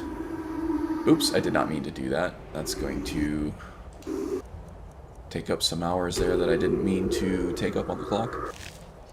That will be the catalyst for Brungarr kind of taking on the Thalmor as his next major enemy, probably beyond the main quest line, I think. Alduin, he's going to need to address sooner rather than later. But the Thalmor definitely are going to be a major concern of his.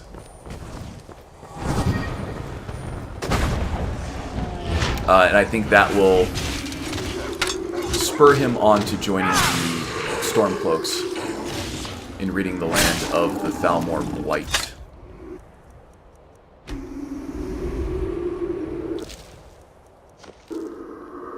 So I think he will join the Stormcloaks at some point, I would think.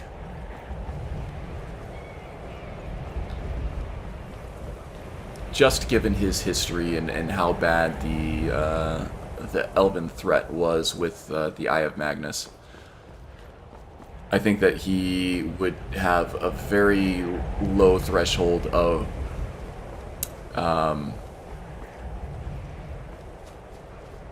very, very little leeway in trusting elves that are as power hungry as the Thalmor are, even though he has nothing against elves in general. The map is pretty accurate. Here in Greece, we have all kinds of terrain, really, from mountains to forests to plains to volcanic dry places to lakes. I believe it was highly trained Falmer mystics who sensed the eye being under Sarthal and feared for its security. Plus, it was a relic of their god, so I believe that was the spark that lit the fuse. Yeah, that is educational. I didn't know all that about the Falmer. That is definitely good to know. I'm not really too concerned with this roleplay for keeping history 100% accurate. I just want to tell a good story and flesh out a good backstory for Brungarr here that helps maintain motivation, so to speak, I think. If that makes sense. I'm trying not to have too much role player's guilt about playing with timelines. That's kind of why I wanted to specify that it was an alternate timeline. It's just something to make me feel closer to the character here.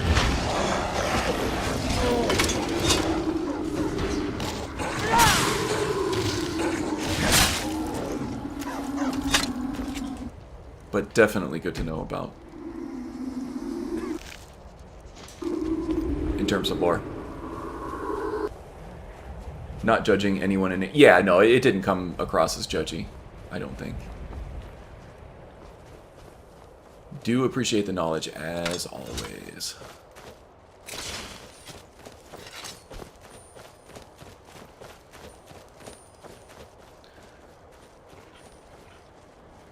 Just making... I thought that there was another frost troll out here that I wanted to dispatch.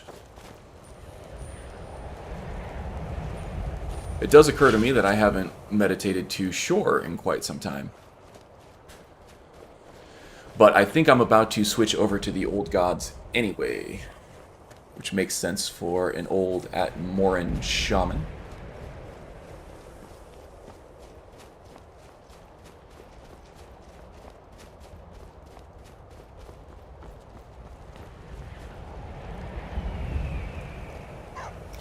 Dude, Onman, I think there's something wrong with your Atronach here.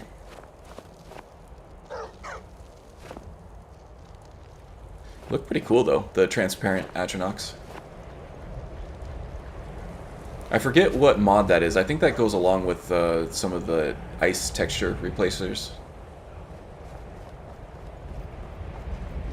Kinda cool. I dig it.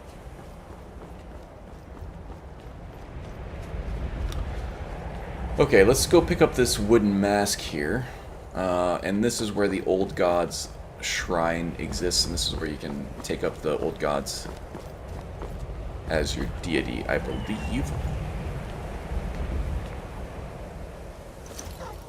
Ooh, what's this? Legendary Corundum Blade? Not sure what mod this comes from.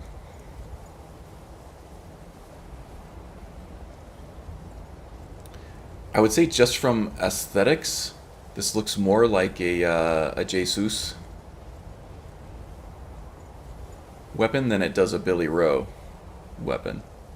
Both of them have specific items placed in specific locations. I think this is a Jesus item.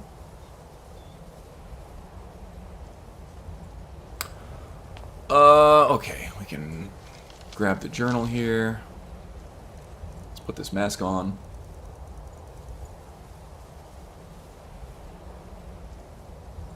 The counterpart of the... It is from Jesus. Okay. Counterpart of the Jade Blade. Where's the Jade Blade at?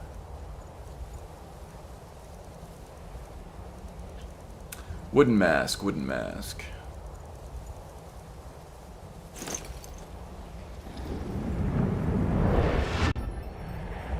As we are spirited away.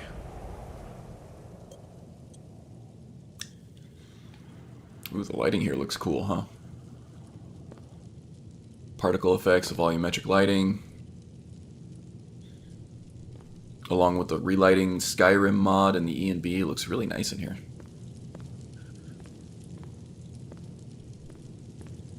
Is this the old god's shrine? Yeah. Shrine of the old ways. Worship the animal gods. The animal gods represent the original religion of Skyrim, preached by the fearsome dragon priests. Worshipper assumes the powers of an animal god through meditation. Tenets. Slay people who stand in your way, absorb dragon souls, assume our powers through meditation. Nords are most deserving of our favor. Yes, we will accept that. In terms of dragon priests, Brungarr held the dragon priests in high regard. He probably considered some of them friends, even, at some point.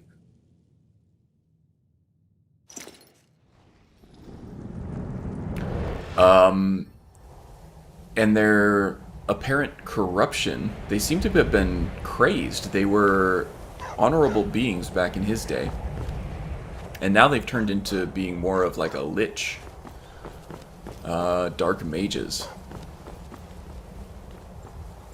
And he's really quite confused by that. The same with Alduin. Alduin was quite venerated by... oops, I didn't mean to put that back on. Quite venerated by Brungarr and his people back in his time. But now that Alduin has become more of a menace than an honorable deity,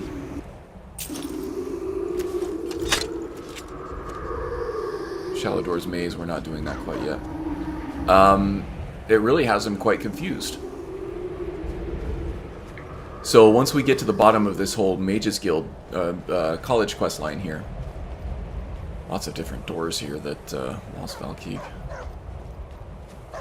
Or more about Labyrinthian. Once we get through this college quest line here, I think it would be Brungar's top priority to get to the bottom of this whole Alduin and Dragon Priest corruption thing.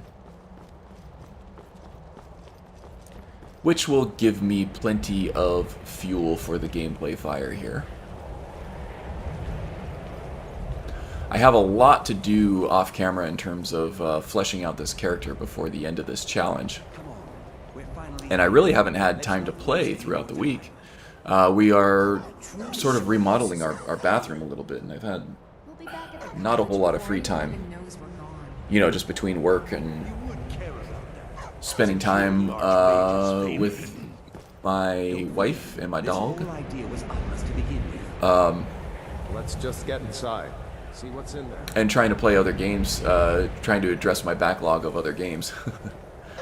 I haven't had a whole lot of time to play Skyrim. So I'm kind of behind on this challenge, even though we've had twice the amount of time this time around. I gotta make it a focus to flesh out this character a little more. Just play, before I produce my concept vignette that I've done for each one of these challenges. The Ice Wraith before for Hastur's Cryomancer challenge. And before him, the Argonian... what challenge was that? Given the history of this place, it's more than likely. Oh, that was the Ashlander challenge. That was a unique take on the Ashlander challenge. I actually enjoyed that guy quite a bit. Wallows in Ash. Who knows what we could find? And what if there are things guarding this place? Oh, there are definitely things guarding this place. I think we'll be fine. Now, as far as looting urns and stuff, I feel like Brungarr would probably respect the dead Nords who have become Draugr here. But he also... this is kind of a humorous approach on this, but a lot of these Draugr probably were friends of his back in his day. And a lot of those friends owed him money. So a lot of this money and a lot of these potions and riches and stuff he considers probably were his anyway. So that's kind of how I'm playing that at the moment. In a more serious roleplay, a deeper roleplay, I probably would handle it a different way, but Brungarr needs money for training.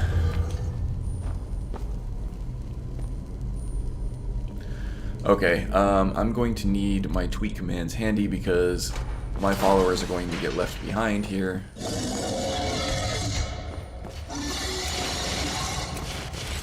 I don't think any of these guys are going to be affected by the poison totems. Oh my god, nobody cares about the totem. Jeez.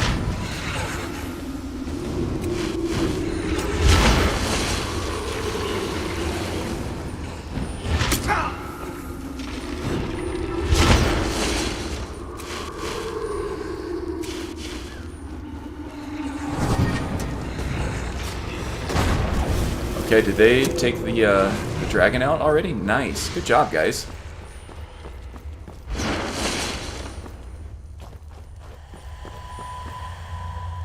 Alright. That actually went much better than I expected. This particular section tends to be a bottleneck in a lot of my playthroughs. The difficulty seems to be scaled much higher in this specific area than almost anywhere else leading up to it. Just because it splits you off from a lot of your followers just trying to get through that grating there, which is on a very short timer. Luckily for me, AFT has a way to summon your allies. And I don't consider that cheating. I feel like being split off from your followers here is a reverse exploit. If your followers were more responsive, they would follow you right through. They'd be quick about it. So I don't mind. I don't feel like I'm cheating there. But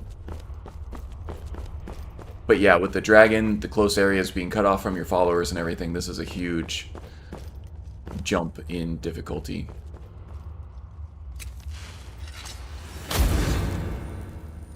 Normally. Oh, I gotta get my water totem active there. Let's see. Take a look here.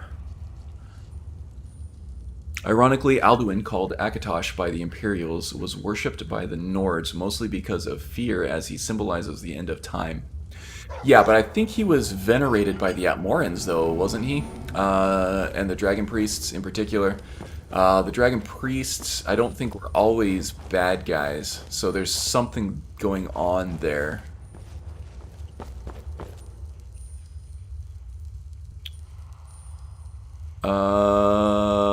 Simpa, good evening, friend. Hope you're having a good weekend over there in Sweden. Staying warm, I hope.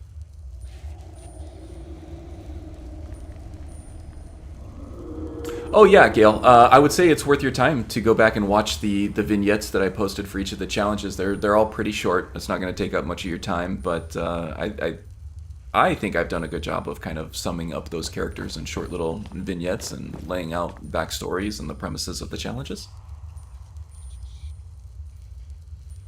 So I think I could tell you without guilt that We have to go back. that those videos are probably worth your time if you wanna get caught up on my challenges or on the submissions that I've had for each of the challenges. They're not more than a few minutes each, I think. Might as well go forward. We can still do Reinstalling mods to go through New Vegas and then head to the frontier. Nice. We can make it if we just I think Cousin Des was saying earlier that he's going to do some New Vegas stuff as well. Gale doesn't consider it cheating. Roleplay for the story. Yeah, I agree. It's something that should actually... they should let you take your followers in for that battle anyway, in my opinion. Too warm for the season over there? Wow. I think us desert dwellers have an image of Sweden that's probably like snowy all the time. Especially like from your avatar picture there too. Looks like you're all bundled up in the snow. It being kind of end of January, you'd think it's pretty cold over there. The Atmorans had the totemic gods, and to them the dragon was similar to Akatosh, as it symbolizes strength, endurance, and to an extent, I think, longevity. Yeah, that makes sense. But later the totemic dragon was replaced by Alduin. Okay, that makes a certain amount of sense. And now that I've taken on the old ways through Winter Sun here, I think I can explore that a little bit more. And Nice tends to be pretty accurate in terms of his representations of the lore, I think, and tends to take it into heavy consideration. So looking forward to seeing how that fleshes out, I think. All very interesting, though. All very interesting. In fact, let's see what kind of passives we got from taking on that old gods. Or old ways. I keep saying old gods, but I think that's more of a Forsworn thing. Deal 26% more attack damage and critical damage against animals. That really goes well with the whole Mammoth-Ban concept, I think.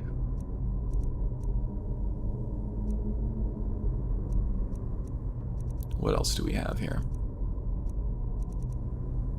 Worshipper of the old ways. The tenets here. Slay people who stand in your way, absorb dragon souls, assume our powers through meditation. Nords are more...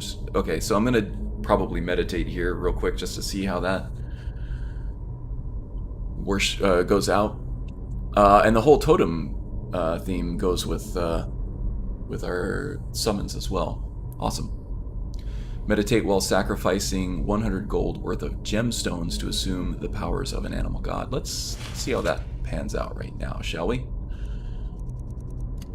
No time like the present.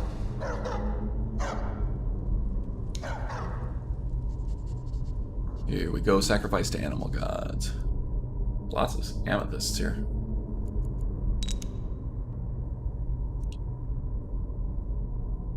Start off with the whale, shall we? Or the bear.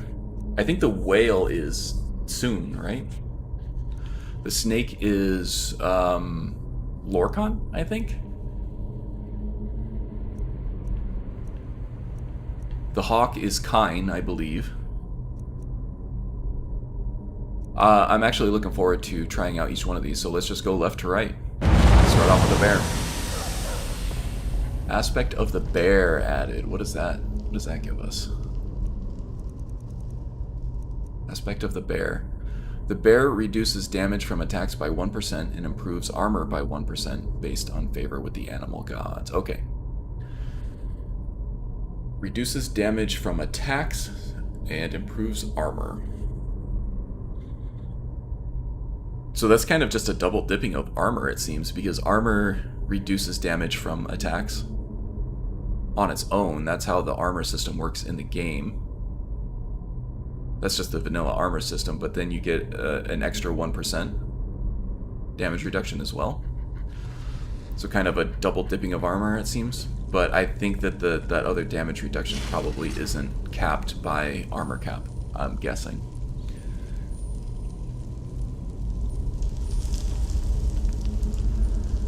It is where I come from in northern Sweden. The southern parts barely get any real winter these days. Yeah. For as much as your winters have warmed up, just think about how much our summers here have warmed up as well. It's gross. It's really gross. And not only just the amplitude of the heat, but how long it lasts. Summer just seems to go on forever and ever these days where I'm from. It's no good. It's no good.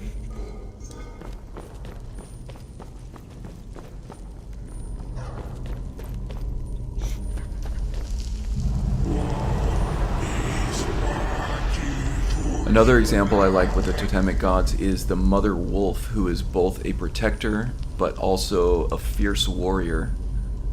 And to this day, the Roscrian tribe of the wolf are the guards of the Isles. Nice. I wonder how much they will flesh that out in the Beyond Skyrim Roscria expansion. And I think they have a separate Atmoran one as well, don't they? In the works. The wolf later was replaced by the Mara Shore's widow. Or Mara Shore's widow. The bear is Soon, Shore's shield, Thane, and guardian of the Whale Bridge. Okay. Can't imagine how your summers must be. Yeah. Even I've been living them for my entire life, and I still can't imagine. I can't imagine them until we're living in them. It's just terrible. We try to soak up this cold weather as much as possible. It does get down to freezing. Ooh. It does get down to freezing temperatures at times in our winters out here. Desert winters actually get really cold, and the dryness kind of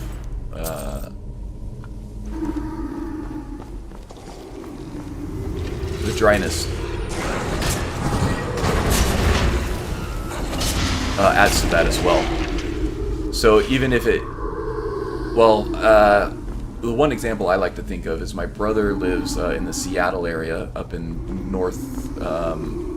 northwest of the country in Washington. And I visited him one winter, I think in like January. It was 32 degrees when we left Phoenix. And it was 32 degrees when we landed in Seattle, but because of the moisture in the air at Seattle, it felt much warmer. I was good with just a sweater there most of the time, where if it's 32 degrees here in Phoenix, you gotta bundle up a little bit. It's odd how that works out. Let's see, I think I need a flame spell in order to get through this door now. So yeah, even though I've been focusing on the Shaman Triumvirate spells with this character, I still do need, you know, just some general elemental destruction spells to get through some of this stuff. So just have to have that in the repertoire, just in case. Fire Blast is a forgotten magic spell which improves over time, or improves with usage, I should say.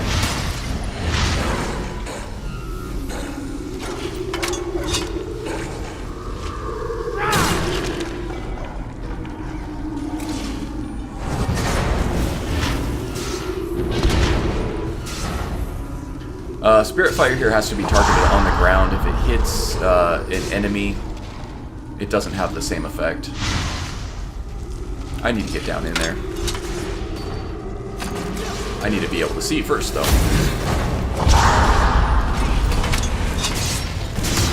These guys are too tough. Oh, and as soon as I get down here, they finally destroy my totem.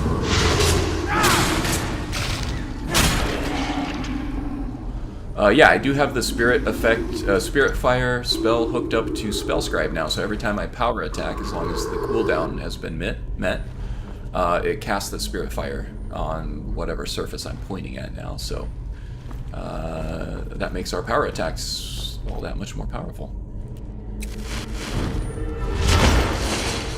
These tree totems seem to be less effective against the Draugr, so I'm going to switch to water totems for the healing effect.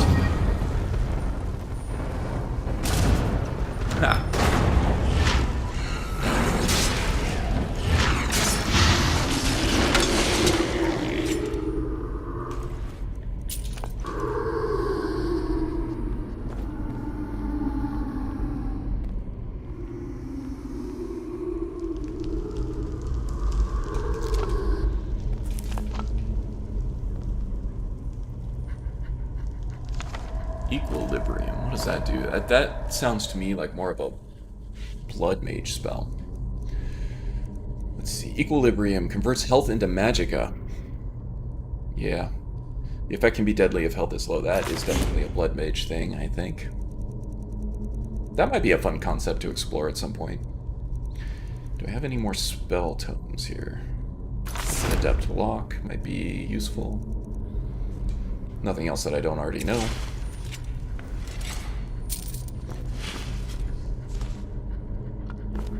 May as well take a moment here to make use of this enchanter.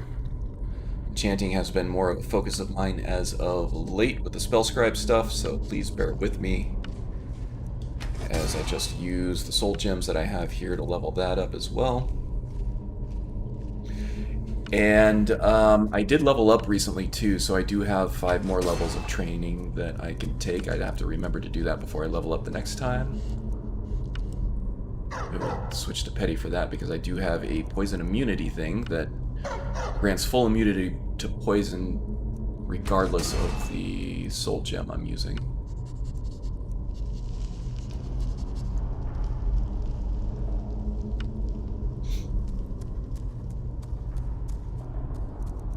Leave destruction. No. It's archery is the most valuable enchantment I have there.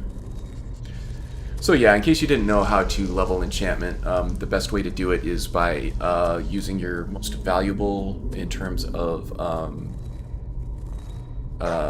sell price. Using those enchantments will increase your enchanting level the furthest.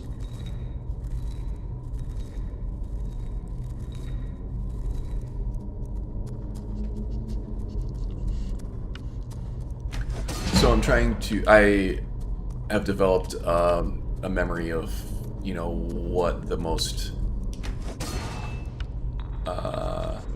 valuable enchantments I have available for each slot here.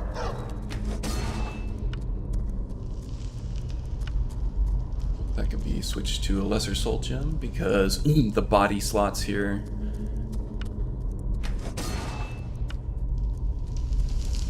have that poison immunity thing. Otherwise, Fortify Sneak is the most valuable. For everything else except Fortify Archery is the most valuable for the headpieces. And then for the weapons, Absorb Health is the most valuable that I have at the moment.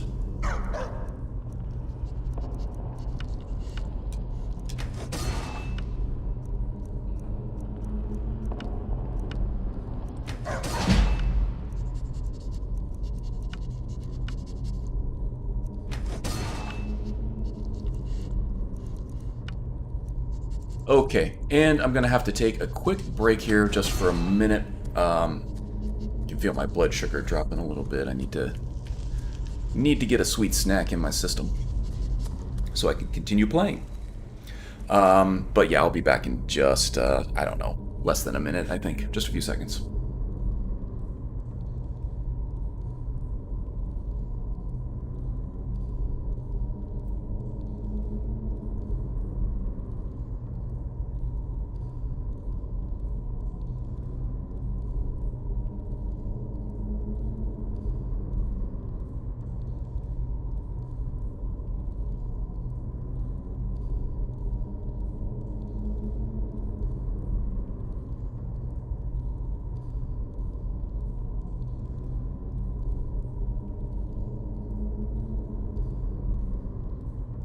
And I'm back. I got myself a chocolate-covered pretzel and a banana. That should even me out a little bit. Apologies in advance for munching in your ear.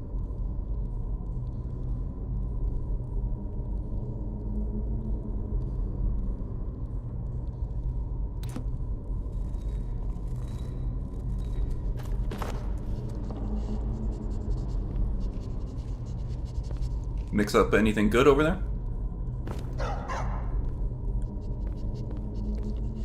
Alright. What do we have active here? We have our water totem in the left hand, and we have our spirit fire in the right hand. You know, I might actually switch to Holy Bolt for right now. This just does damage to undead, I believe. Because we can cast our spirit fire spell for free with power attacks through Spellscribe. Kind of makes less sense to spend our limited magical pools on casting that, right?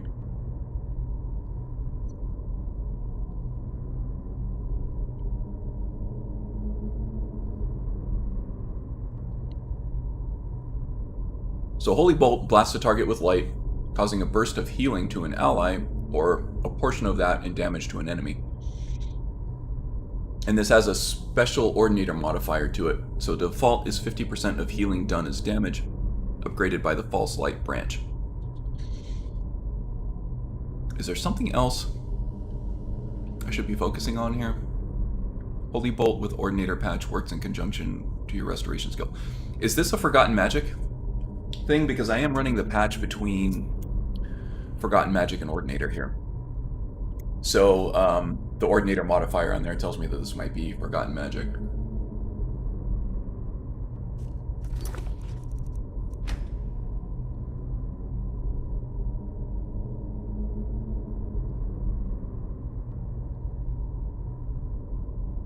Yep, there it is. Let's go ahead and track that guy. I'm tempted to use the Fire Blast spell, because the undead here are weak against fire, but I would rather level my restoration skill because we actually use that.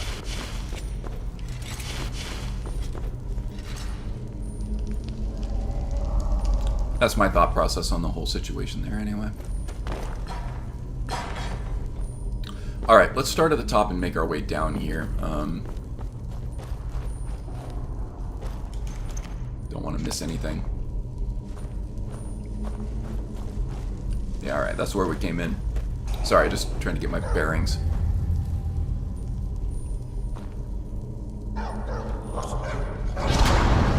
he's all the way down there. Okay, I didn't even see him. He's just in the dark. Oops. That is not where I meant to cast that.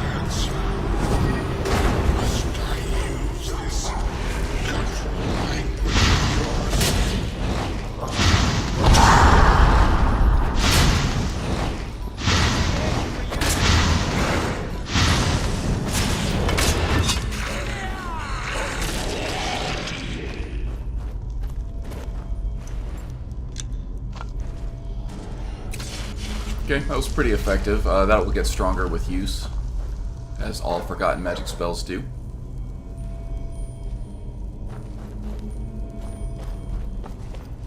Okay, we have a little bit of an underground passage here, and we had more of a looked like a paved path up there. We get another grumble from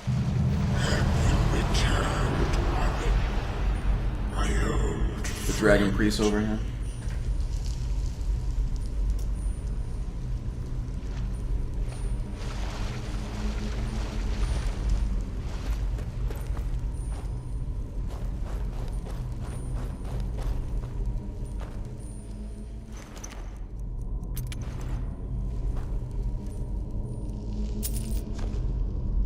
Oh, I am running See You Later's remodel of the longbow. It looks great.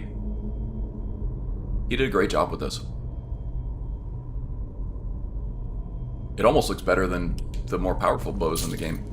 I'm not running the real bows, or realistic bows replacer. I do like that mod. I love the models that they use with that. Oh, I got a crash.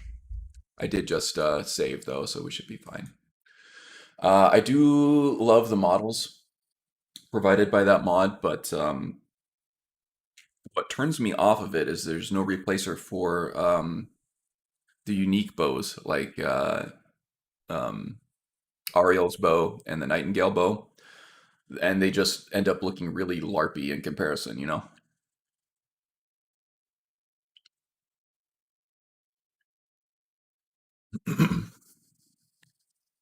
So two of the best bows in the game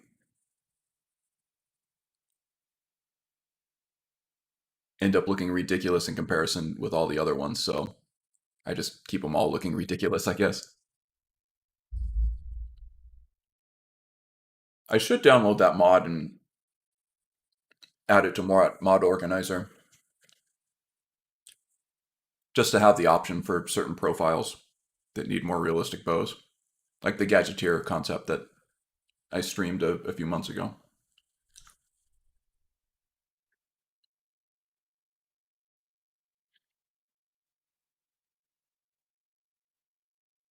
I suppose it's easy enough to avoid those unique bows for the most part.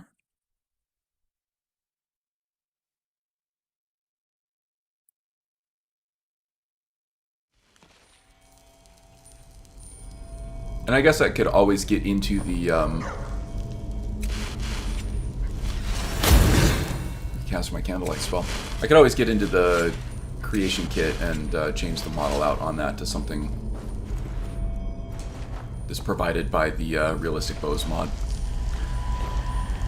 Maybe I'll work on that as my next modding project.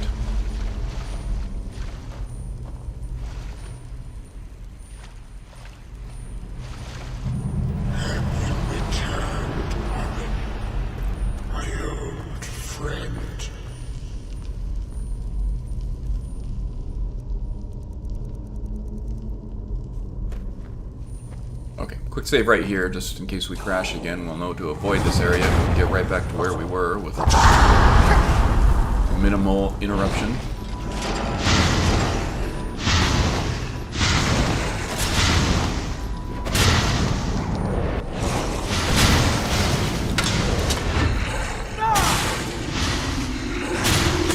Juan is casting something awesome here. I have no idea what what he's casting at these things here, but I love his spell choice.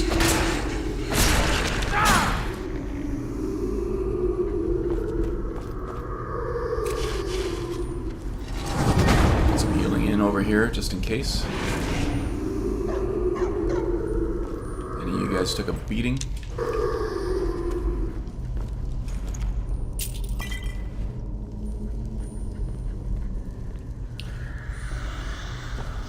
Something obviously, some mod that I have obviously has edited the spells that Onman uses.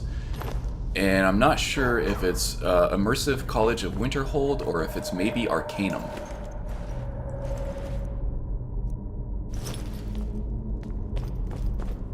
Because those spells seem very unique. He's also got some strange paralysis spell that he's been casting as well. Let's take a look at his AFT properties here.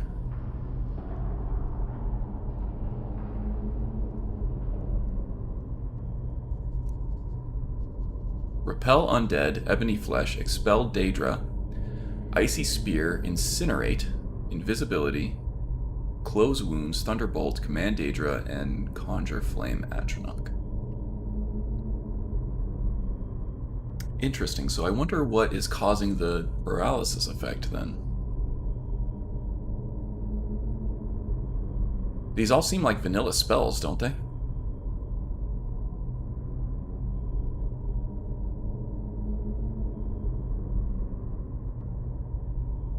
Yeah, I think they all are.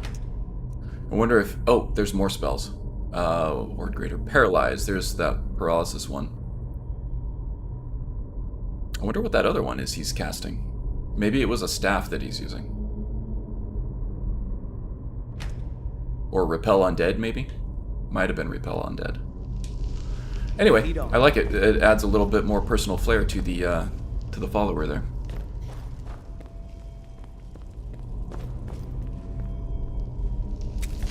It's way too dark.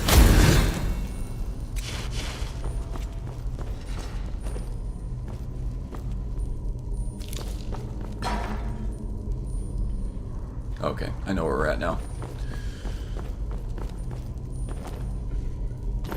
I would say we've pretty much explored this area, so now we can go through that door.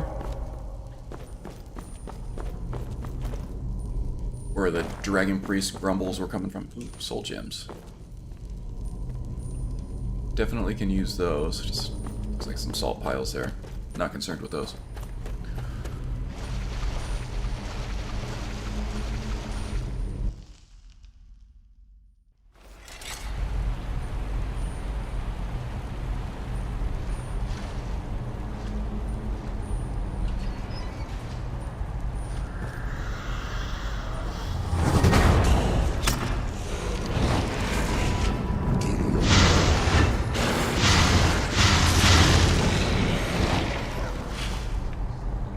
Okay.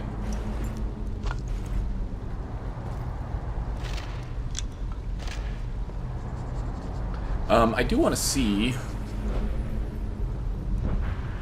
what this false light perk is all about.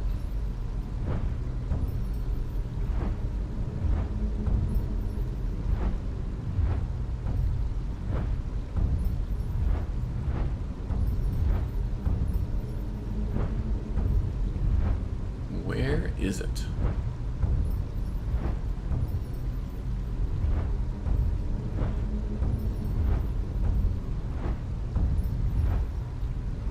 Oh, there it is. While in combat, you may cast targeted healing spells and effects on enemies to inflict damage equal to 75% of the heal amount. So, that will boost our Holy Bolt damage from 50% to 75%. Which might be worth it, but it's going to be a multiple perk investment for us. We'd have to take Edgewalker first. So restoration spells are up to 30% more powerful if the recipient is below half health, which I think applies to enemies as well. Useful, for sure. I'll have to think about that.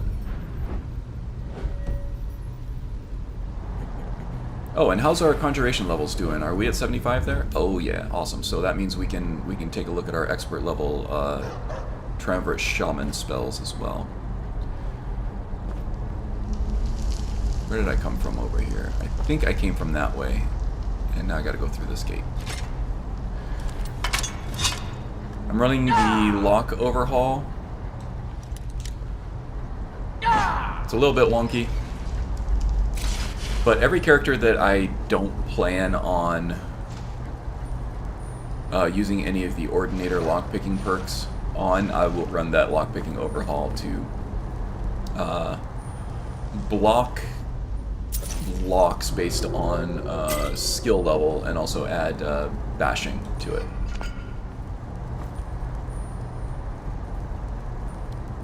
Holy Bolt, Wild Healing, and Diseases spells you may have. Referring to False Light. Okay, great. Thank you for the clarification on that. I don't have a ton of experience with offensive restoration spells. I know Magus uses a whole lot of them with his current Necromancer character, and it seems quite effective, especially with the Grand Healing that he casts and Power of the Master, I think. Ends up being quite effective. I haven't used it much.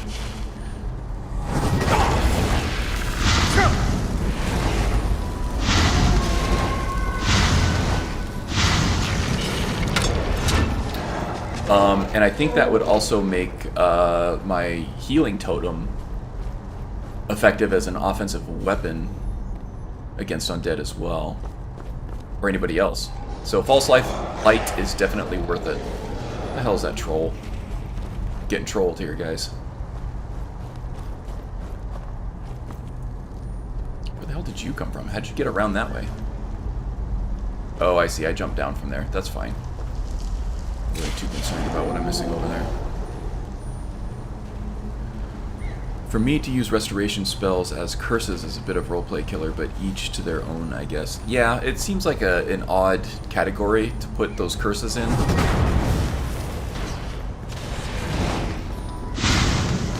Oops.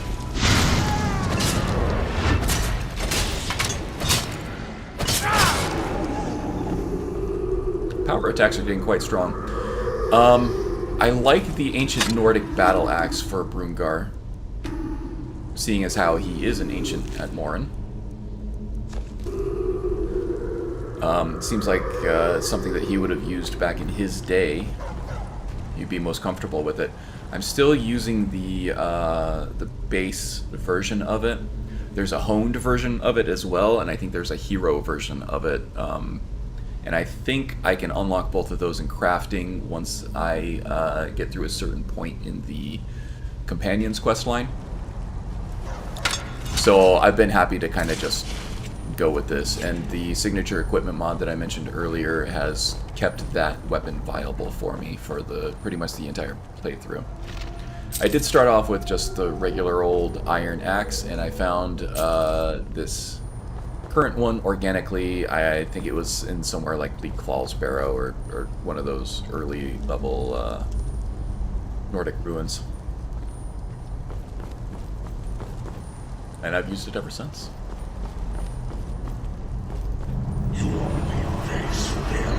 Oh, this Magicka Drain is not fun to deal with.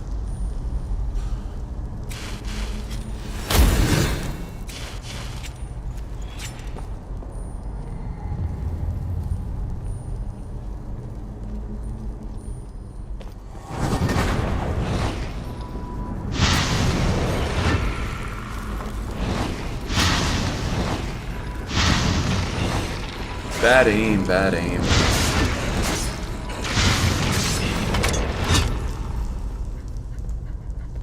Who else we got over here?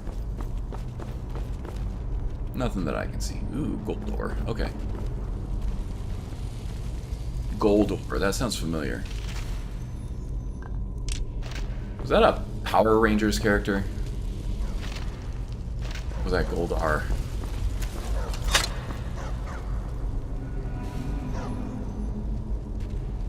I'm still in combat, apparently.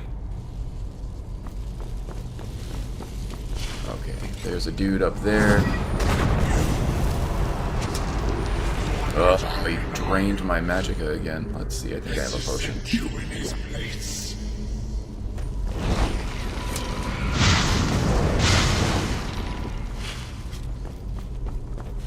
Thought I still had spirit fire there. With Spirit Fire, if you target a wall underneath an enemy on the ledge, I'll show you. It actually summons right underneath them. So that is good to know.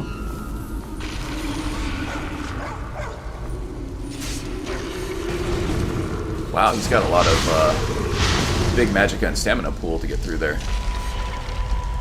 Excellent. Okay. I think there's a troll den across this little bridge here.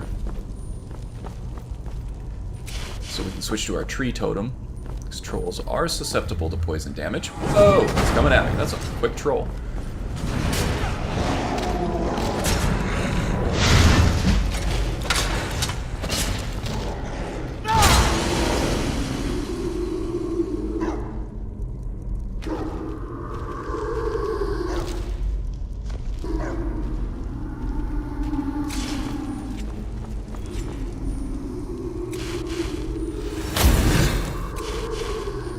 There is another troll deeper down in here. Yeah, there he is.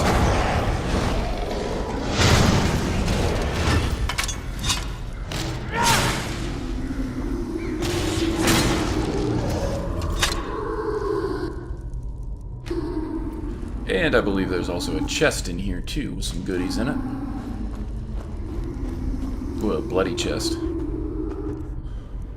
Bloody and rusty.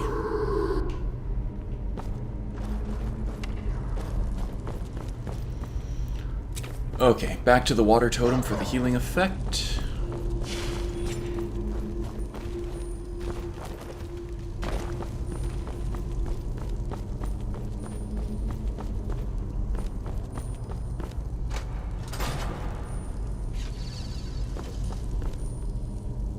Quick save. F to the 5.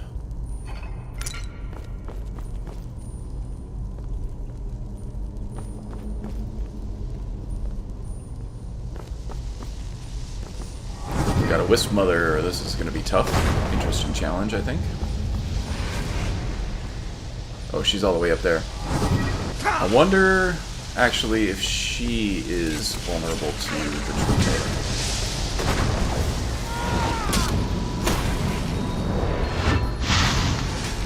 Please engage with the totem. She's not engaging with the totem. Gonna need to get in close on her, I think.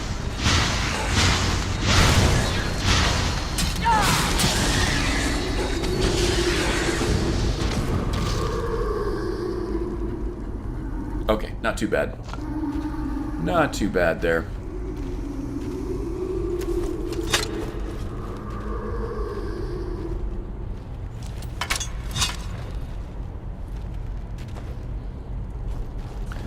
This always seems to happen to me in this place where the physics kind of bug out on these wisps. They don't hit the ground. There's one on the ground. They kind of just float there, and then you can't loot them. I actually wonder, though, I thought oh, that one finally did hit the ground. That's weird.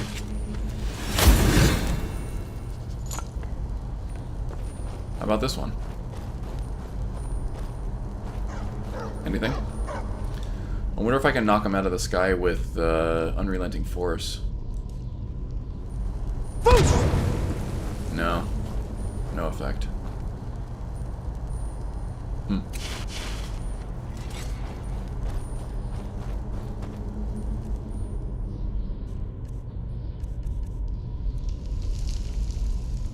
I have to remember to keep using my shouts. I tend to neglect them all too often.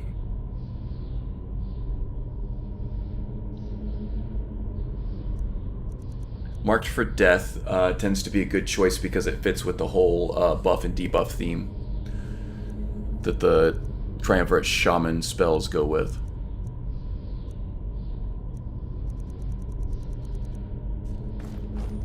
Let's try that. Just have to remember. Not much in that chest. 3 gold, really? Why even bother?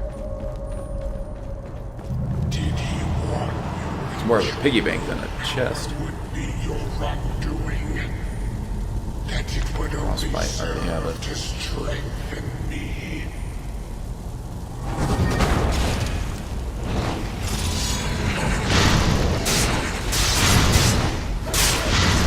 fire spirit is quick. And we need a nice spell here to open this door. Just use good old frostbite.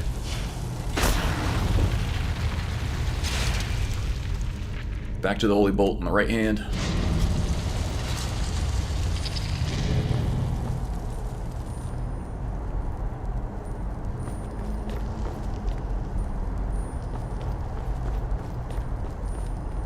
Just another minute, please.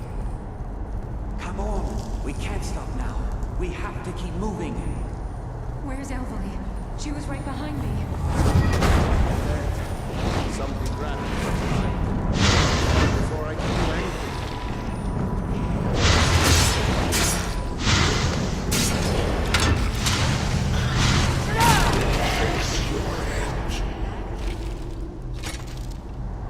The Drainheart stuff is very light. Ends up being very valuable for how much encumbrance it costs. We will. Come on, you can make it. Let's go. Sorry, I was waiting for my mouth to catch up to where my brain was. I'm not drunk, I promise.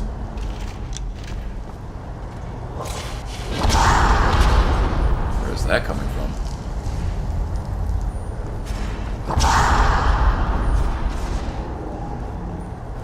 Oh, it sounds like a skeleton fighting a troll. Okay.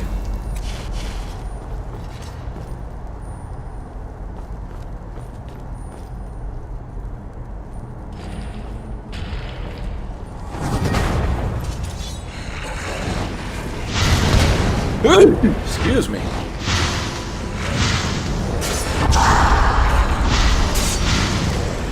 Oh boy. This guy's coming at us.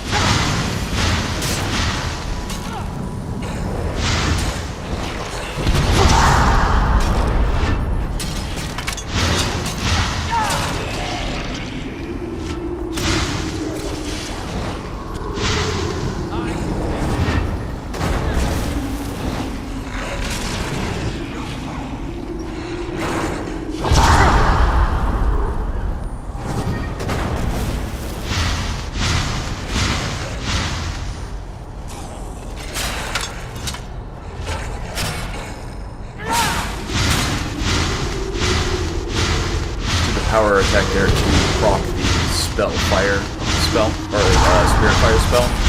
That should tear through it once it gets through the stamina magical pools of that guy.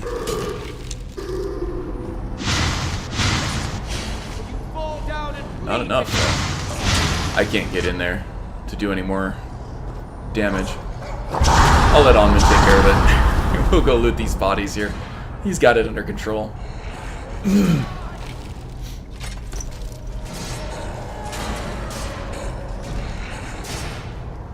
Oh, I just realized I don't think I ever mined that gold ore a few chambers back. That's alright. Not too concerned.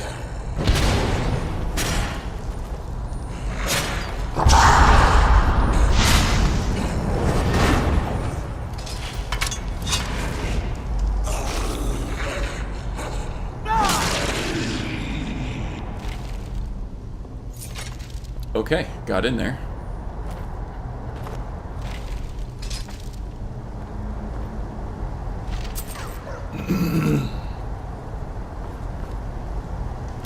And here was that troll fighting the skeletons battle, looks like. Troll did not win. Okay, getting closer. Gotta be getting closer, right? Where do we go from here? Would help if we could see. Okay, I think I took a wrong turn here somewhere. Oh no, here we go. This is it.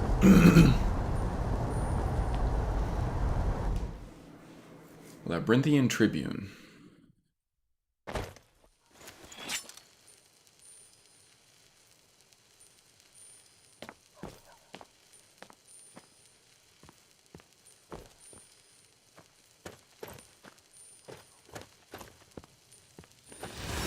Oops, that's the wrong thing.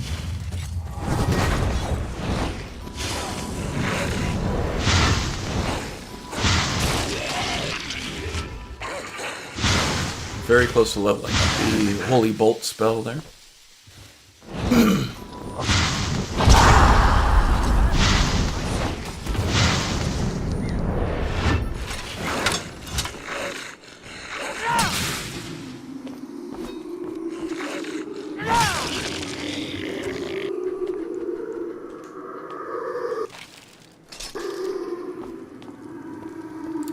I think that spectral warhound or whatever made it out. Survived.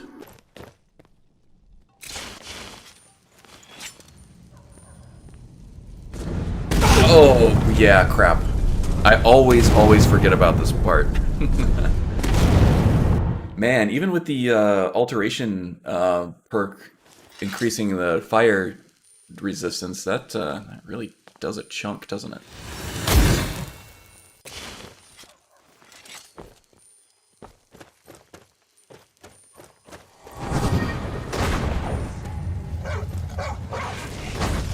All this again.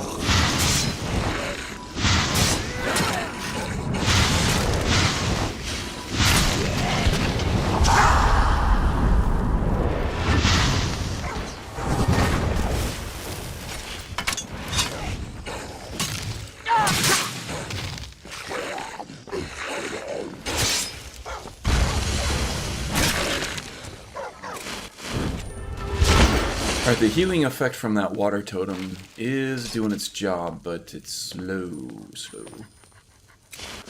A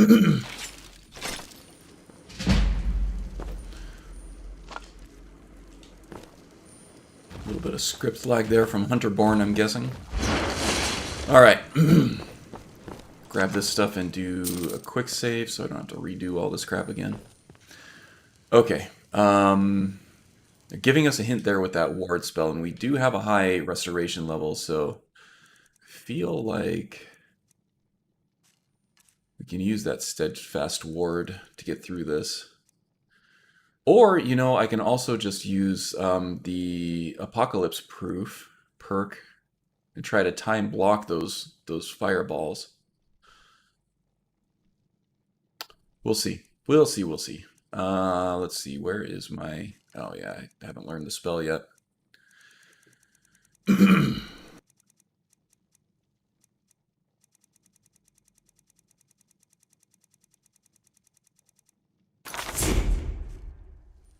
Okay. Doing a quick save here.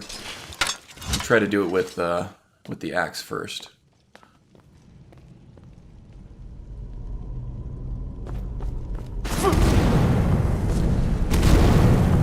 Get out of the way, Miko. You guys are just gonna stand there and take it?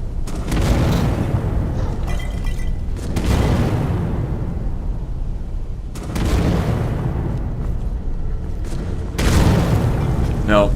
For some reason, it took way longer to shoot that second shot. It went off rhythm.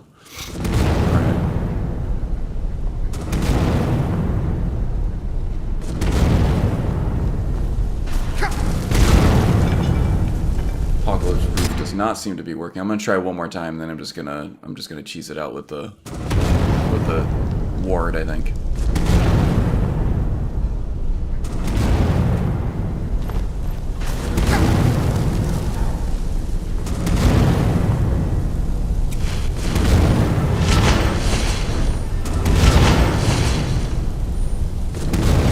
Trying to stay true to my build here, you know?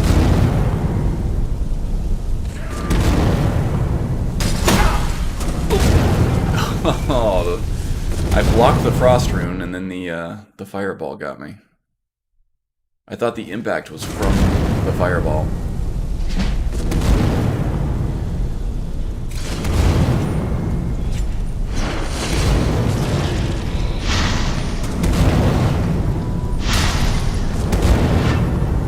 There we go. I've got the frost rune out of the way now. We'll do a quick save.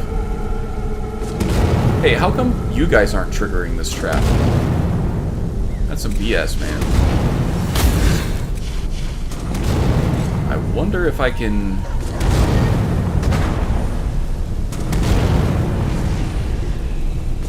where that totem ended up.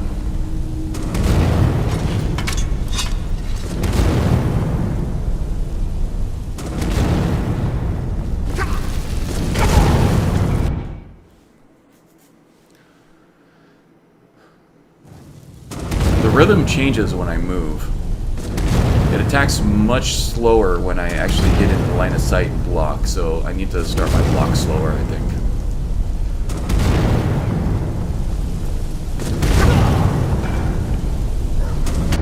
I feel like I had the timing right. I think it just doesn't apply to traps, maybe.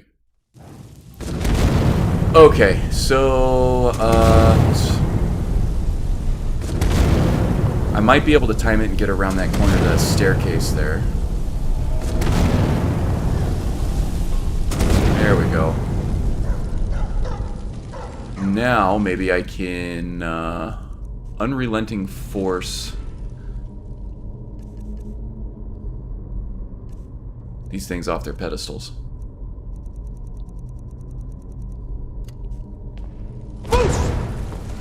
Oh, looks like they already knocked themselves off with the impact from the fireball. Alright, well, we got through there on the merits of our agility alone, which I'm okay with. Didn't have to use the ward after all.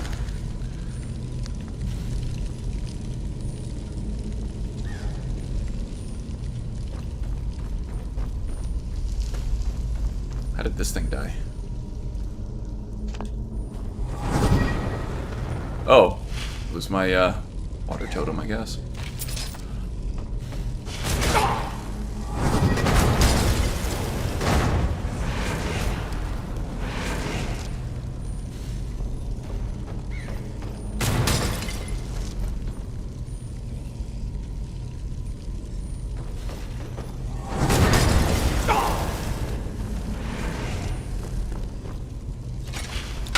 Get him to engage with...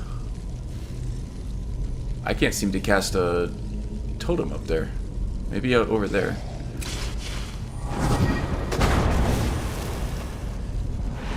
Don't know where that is spawning. Oh, it's too weak. Alright, let's see how we can level up this holy bolt here.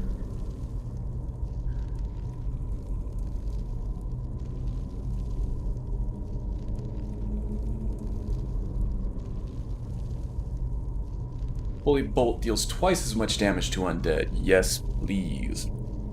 Dunzo. And actually...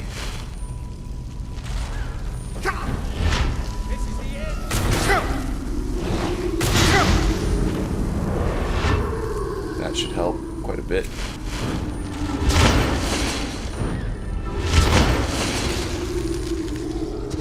Oh, out of mana.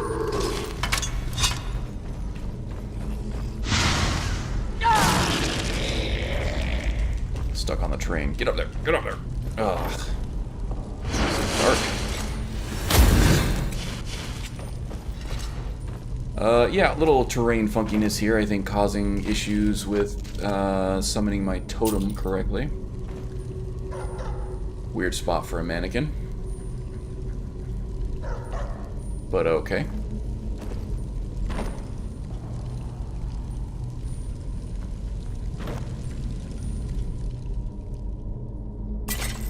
Take all of that.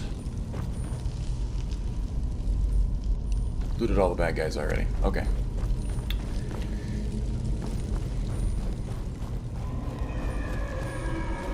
Getting closer, getting closer.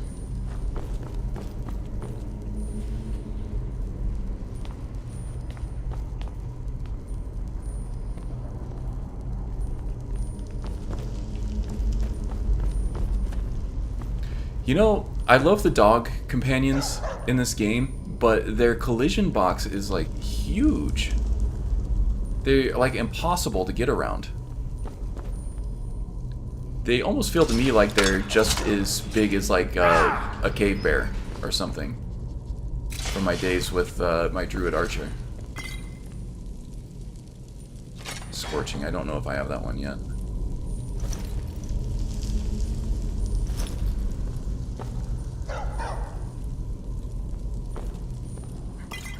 These get to be such a pain in tight areas.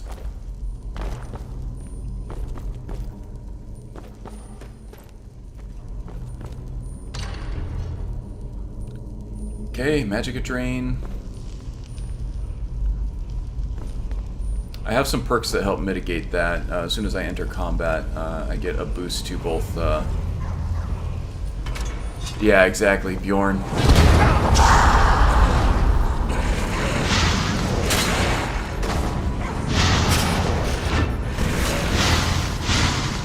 I get a boost to magicka and stamina regeneration.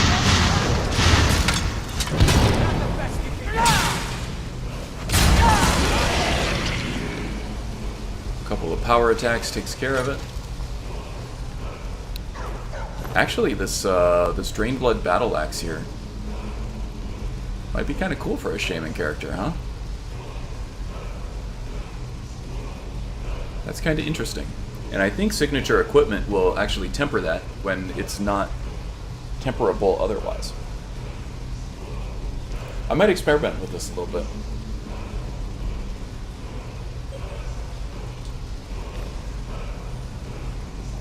And what kind of effect does that have on it?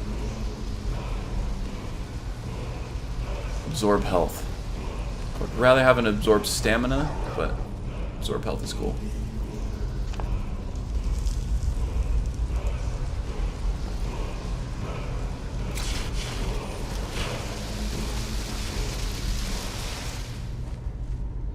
Drain magicka enchantment?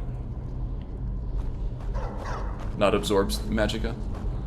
Well, I have enough magicka regeneration anyway through the different perks that I have, so...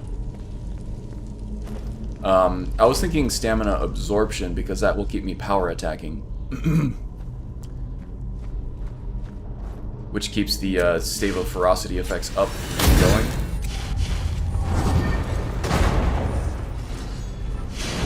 I just think the stamina absorption makes more sense for this type build.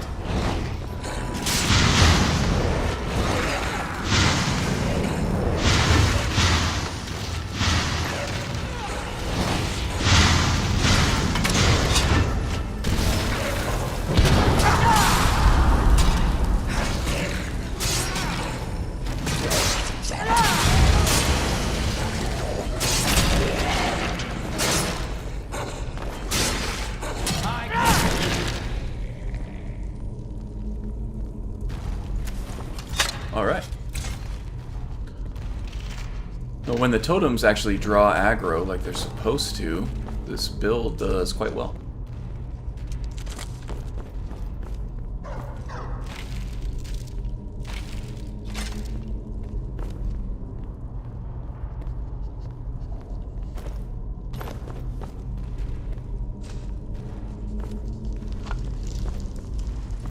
Alright.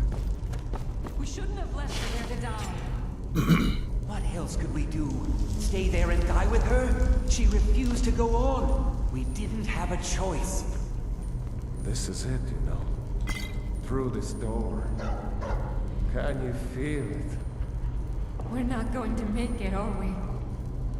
We stay together, no matter what. Agreed? I'll be right with you. Agreed. We all stay together.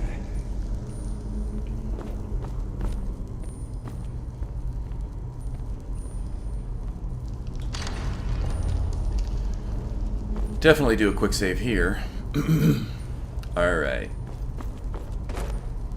I have a feeling that this one isn't going to be too bad. If I can keep my magicka levels up, I feel like I can do quite well against a dragon priest as long as I keep him occupied with a totem and keep spirit fire underneath him.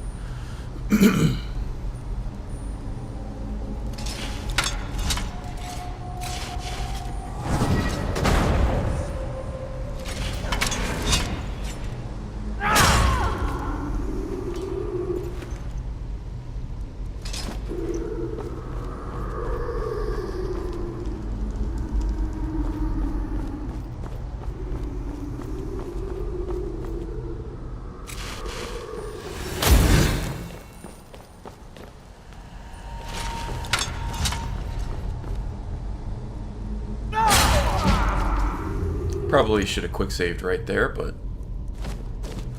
whatever.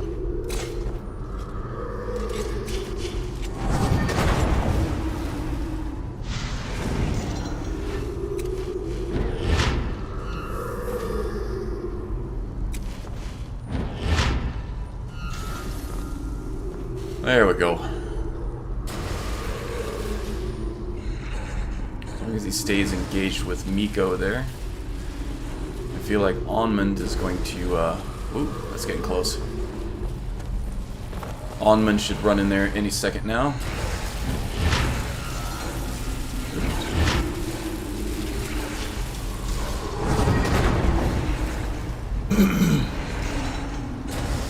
Alright, if we can pin him back there, that should be okay.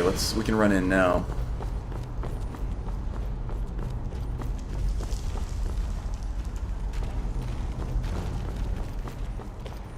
Oh, I wasn't able to pin him, I guess. Where the hell did he go? Oh, he went downstairs. Okay.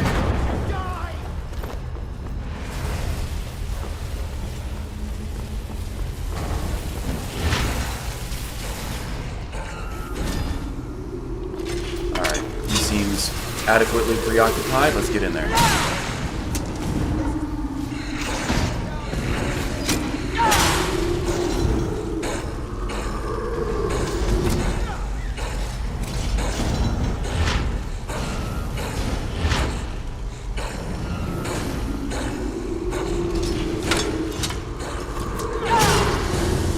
Okay, that wasn't too bad. This fight can get a little cagey. Especially if Mordecai is allowed to be mobile, flying around the arena here. Okay, I am over cucumbered. See if I can find something that is not too valuable.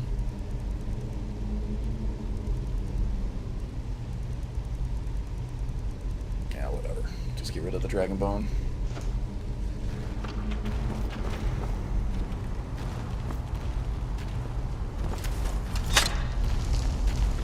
Okay then. Now we have to head back to Tolfdir. We have Staff of Magnus, which is good. I'll probably end up giving that to Onmund, so he'll make better use of it than I will. Oh, Mr. B. Welcome, friend. And Magus. Ooh, we have quite the threesome coming in here, huh? Magus, Mr. B, and Panicked Monk all at once. Welcome aboard, fellas. Good to see you.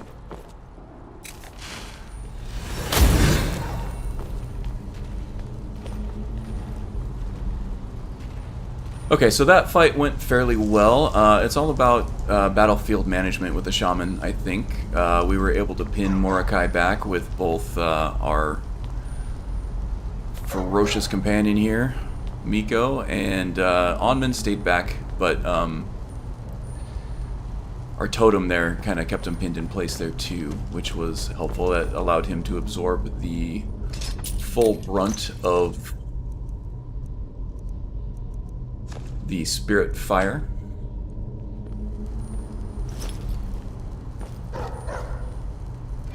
Yeah, like I was saying, if that dragon priest gets out and about and is able to use his mobility, that's when things can get kind of dicey, but we kept him pinned down pretty well there. Okay, what do we got? What do we got? Actually, I'm going to switch to the tree totem for this one because we have a Stormo coming up here. Oh, Magus. We all came at once. Two things.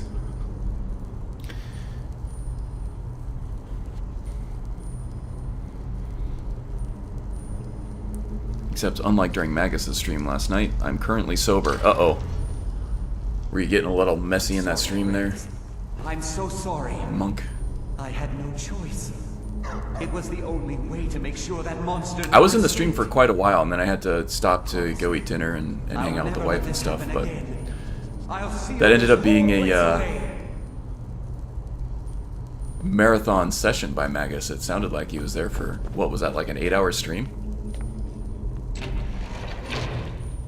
Man, I wish I had 8 hours in a row to play Skyrim these days. That would be awesome. Are you level 41 already, Magus, with that Necromancer? I've been playing this guy for like months, and I'm only on level 37. 9 hours? Damn, nice.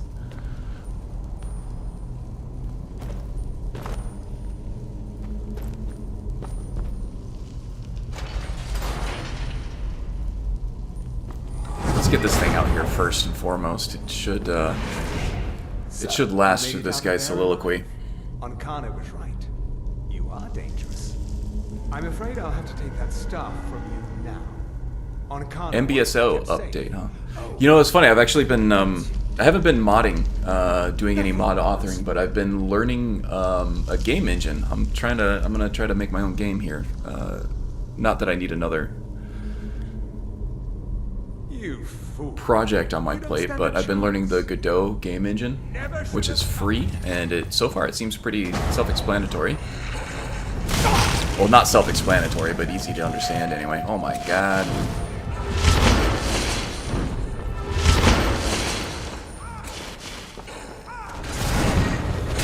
That was quite the shock. To say so myself.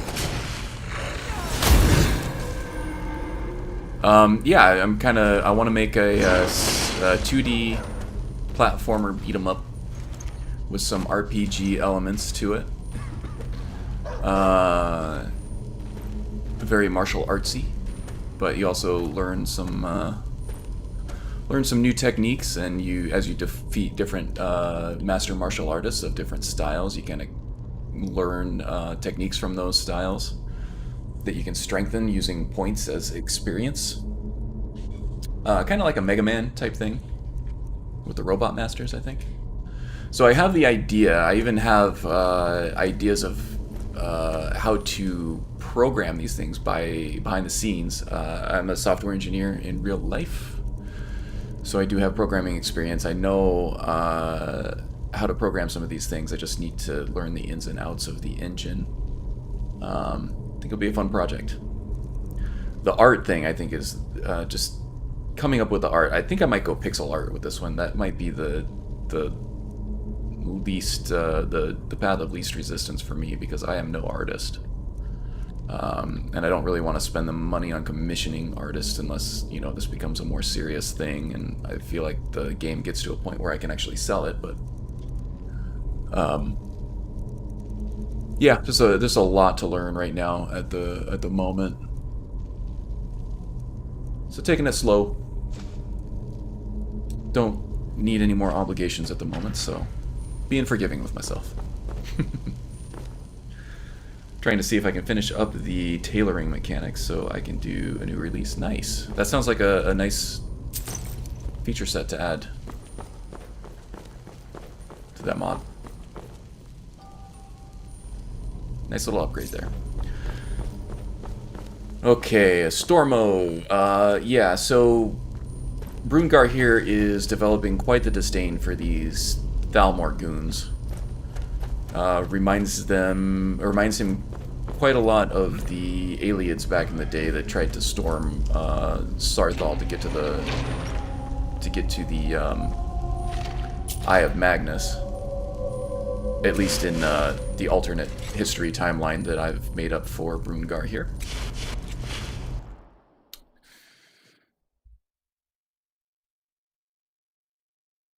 Hello, William. Welcome aboard, Hunter of Haggis. Good to see you. You having a good weekend?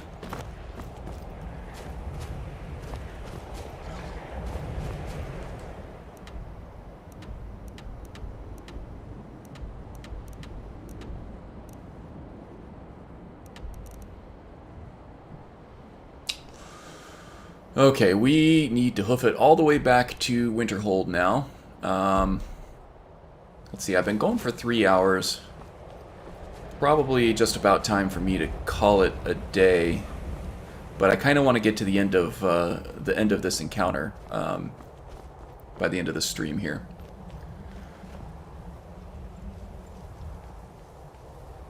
Haggis says, having fun, yes. Haggis are in much demand for Burns Night on Monday. Oh, nice. So business is booming is what you're saying.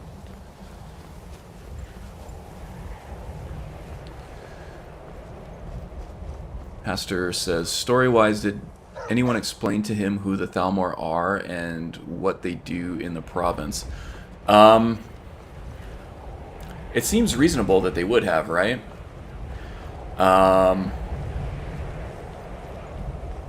I think he would have been inquisitive as to who Ancano was and what he was doing there, and the mages being completely uninterested in the political machinations of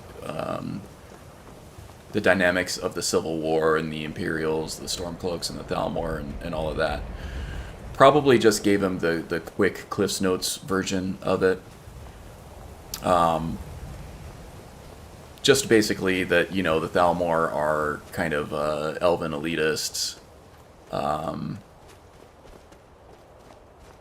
I think officially they're not even elven elitists, though, right? I don't know. That's a good thought exercise, though. How do the mages of Winterhold see the Thalmor? Keeping in mind that really their only direct experience with them is through Ancano, and for the most part he is working unofficially in much of his capacity in terms of how he relates to the quest of the college mages here. I would say they probably do their best to keep out of the politics of the whole thing. The less they know about it, the better. They kind of just deal with Ancano because they have to. Probably don't think much of them, right? The arrows I'm going to take, they can be useful for Onmund.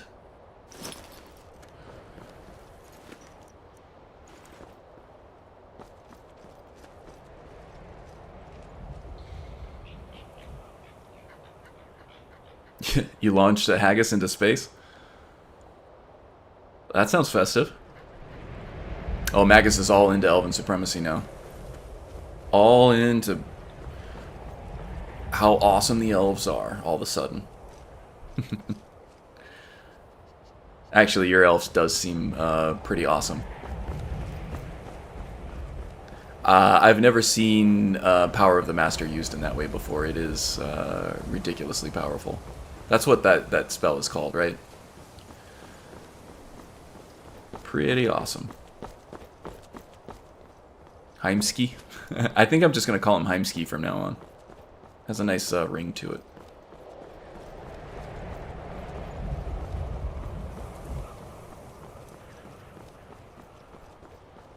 Well, it's getting late, huh? Okay, I think in interest of brevity here, I'm just going to do a fast travel. As this is more of a character concept than a full-on roleplay, I don't care. But I've been streaming now for 3 hours and 13 minutes, so it's about time to do some other things with my life. Namely in terms of you know, getting some work done on my bathroom that we're remodeling, acknowledging that my wife exists and she's alive. At some point today would probably be a good thing for our marriage. But I do want to get to the end of this piece of Brungar's play here while we're on stream. It would be kind of weird to stop it at this point, I think. Power of the Master. Very cool stuff. I'm having a lot of fun watching that play.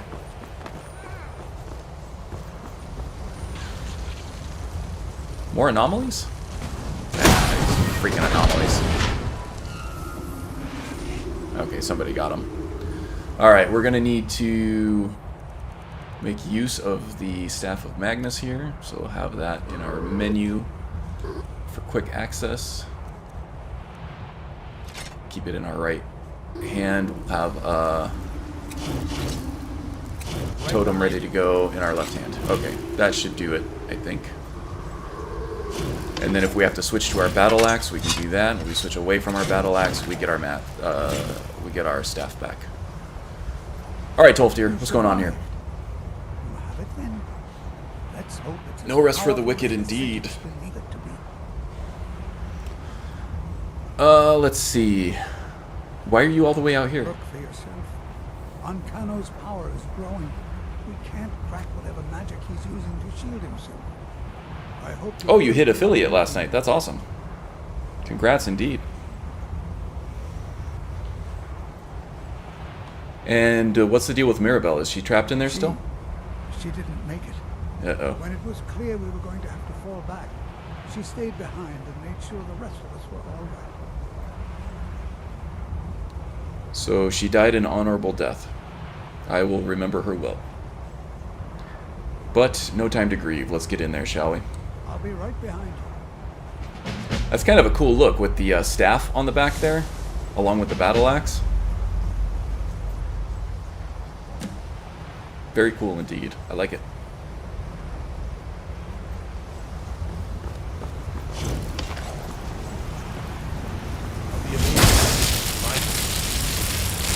Ever the optimist, Arniel Gain. Eleanor, you good? Master Groshop? I can't believe I'm saying this, but I hope he's okay. Yeah, me too. Me too. Let's get in there, see what we can do. Finis or Sergius, you okay? Well, that guy's a badass. Stoic as ever.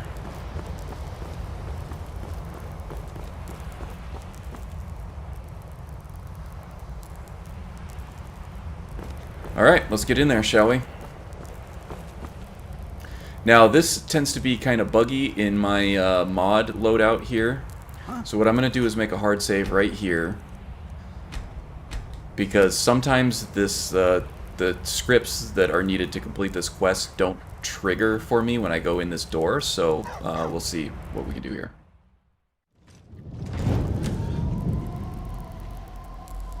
Mirabelle has her shit together. I'm a fan of Mirabelle as well.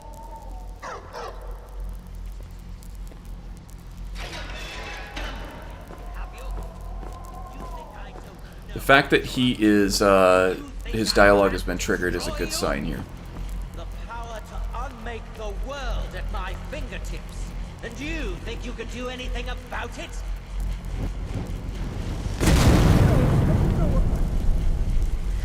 I am beyond your pathetic attempts at magic. You cannot touch me. Who's pushing? Use it on the eye. Use it on his eye? Okay. Oh. Still you persist? Very well. Come. See what I can do now. This isn't good.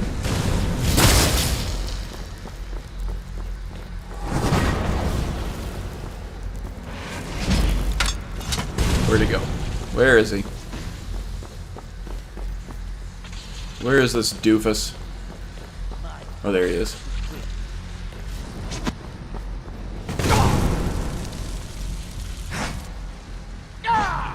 Oh, he's invincible. Okay.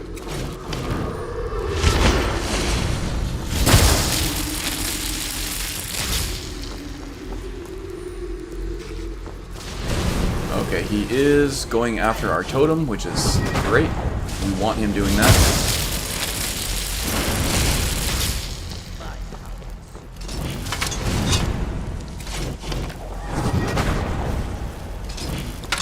Okay, looks like he is vulnerable now. Don't know what he's up to there, but alright, I'll take it. That fight is usually really tough. I think I lucked out there that his AI glitched out on me. Now we just gotta take out these anomalies here. Alright.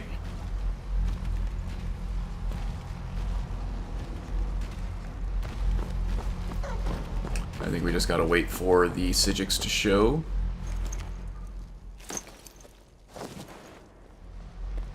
We will not leave him with any dignity because he does not deserve it.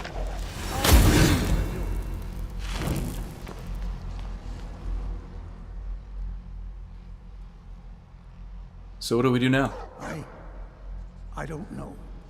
Ancano is gone, but whatever he's done to the Eye doesn't seem to have stopped.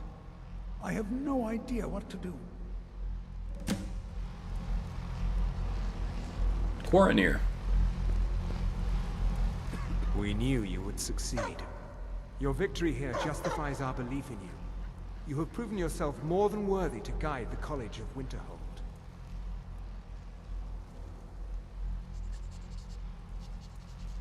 How did you know I'd be able to defeat Ancano? A great many things obscured to you are quite clear to us. We have long believed you would prevail. Tariel is watching with interest. Yeah, she would be an interested party, wouldn't she? The Eye has grown unstable. It cannot remain here, or else it may destroy your college and this world. It must be secured. Ancano's actions prove that the world is not ready for such a thing. We shall safeguard it, for now. You now have the opportunity to maintain your college and carry on with your lives. You have our gratitude, Archmage. Archmage? Okay, so this is one of the big reasons I go with Immersive College of Winterhold over Obscures, is because several characters that I have aren't interested in being Archmage, and with Immersive College of Winterhold, you can actually assign that duty to Tolfdir. Brungarr is able to trust these elves. He doesn't get the same sense of power hungriness or power hunger that he gets from certain elves like Ancano. These guys are going to do the right thing with it, and he is glad to be rid of it, honestly. And the Archmage's quarters as well. I shall be here for advice, should you need me. Okay. So I found that if I assign Tolfdir to be the Archmage right here and right now, it glitches things out big time. So I got to make sure to be careful to do that at the right time, in the right spot, in the right state of the game.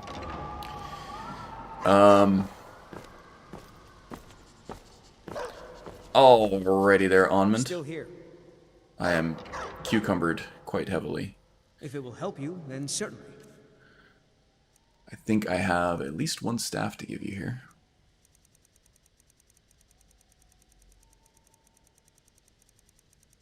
Oh my goodness.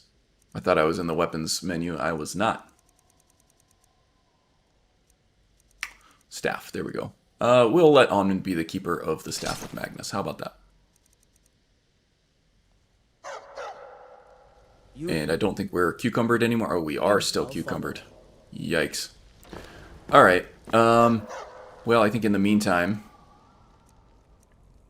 I did pick up a bandolier.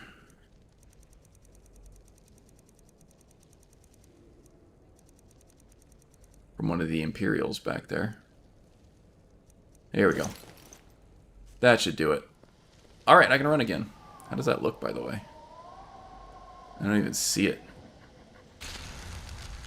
Oh, it's on the back left. We won't be keeping that. It's just temporary.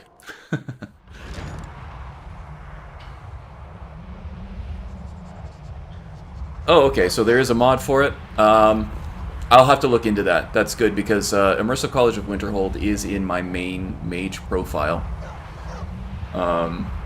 Actually, I think it's in my main profile for everything overall. So that might be a good fix to have in general. I'll look into that. Thank you. Okay, yeah, I think that's about it. We made some good progress here today. I gotta play like crazy over this week to flesh out this character even more, so that I can get some good gameplay captured for the showcase week for the Living Relic Character Concept Challenge. Looking forward to tying that up. But yeah, thanks everybody for joining.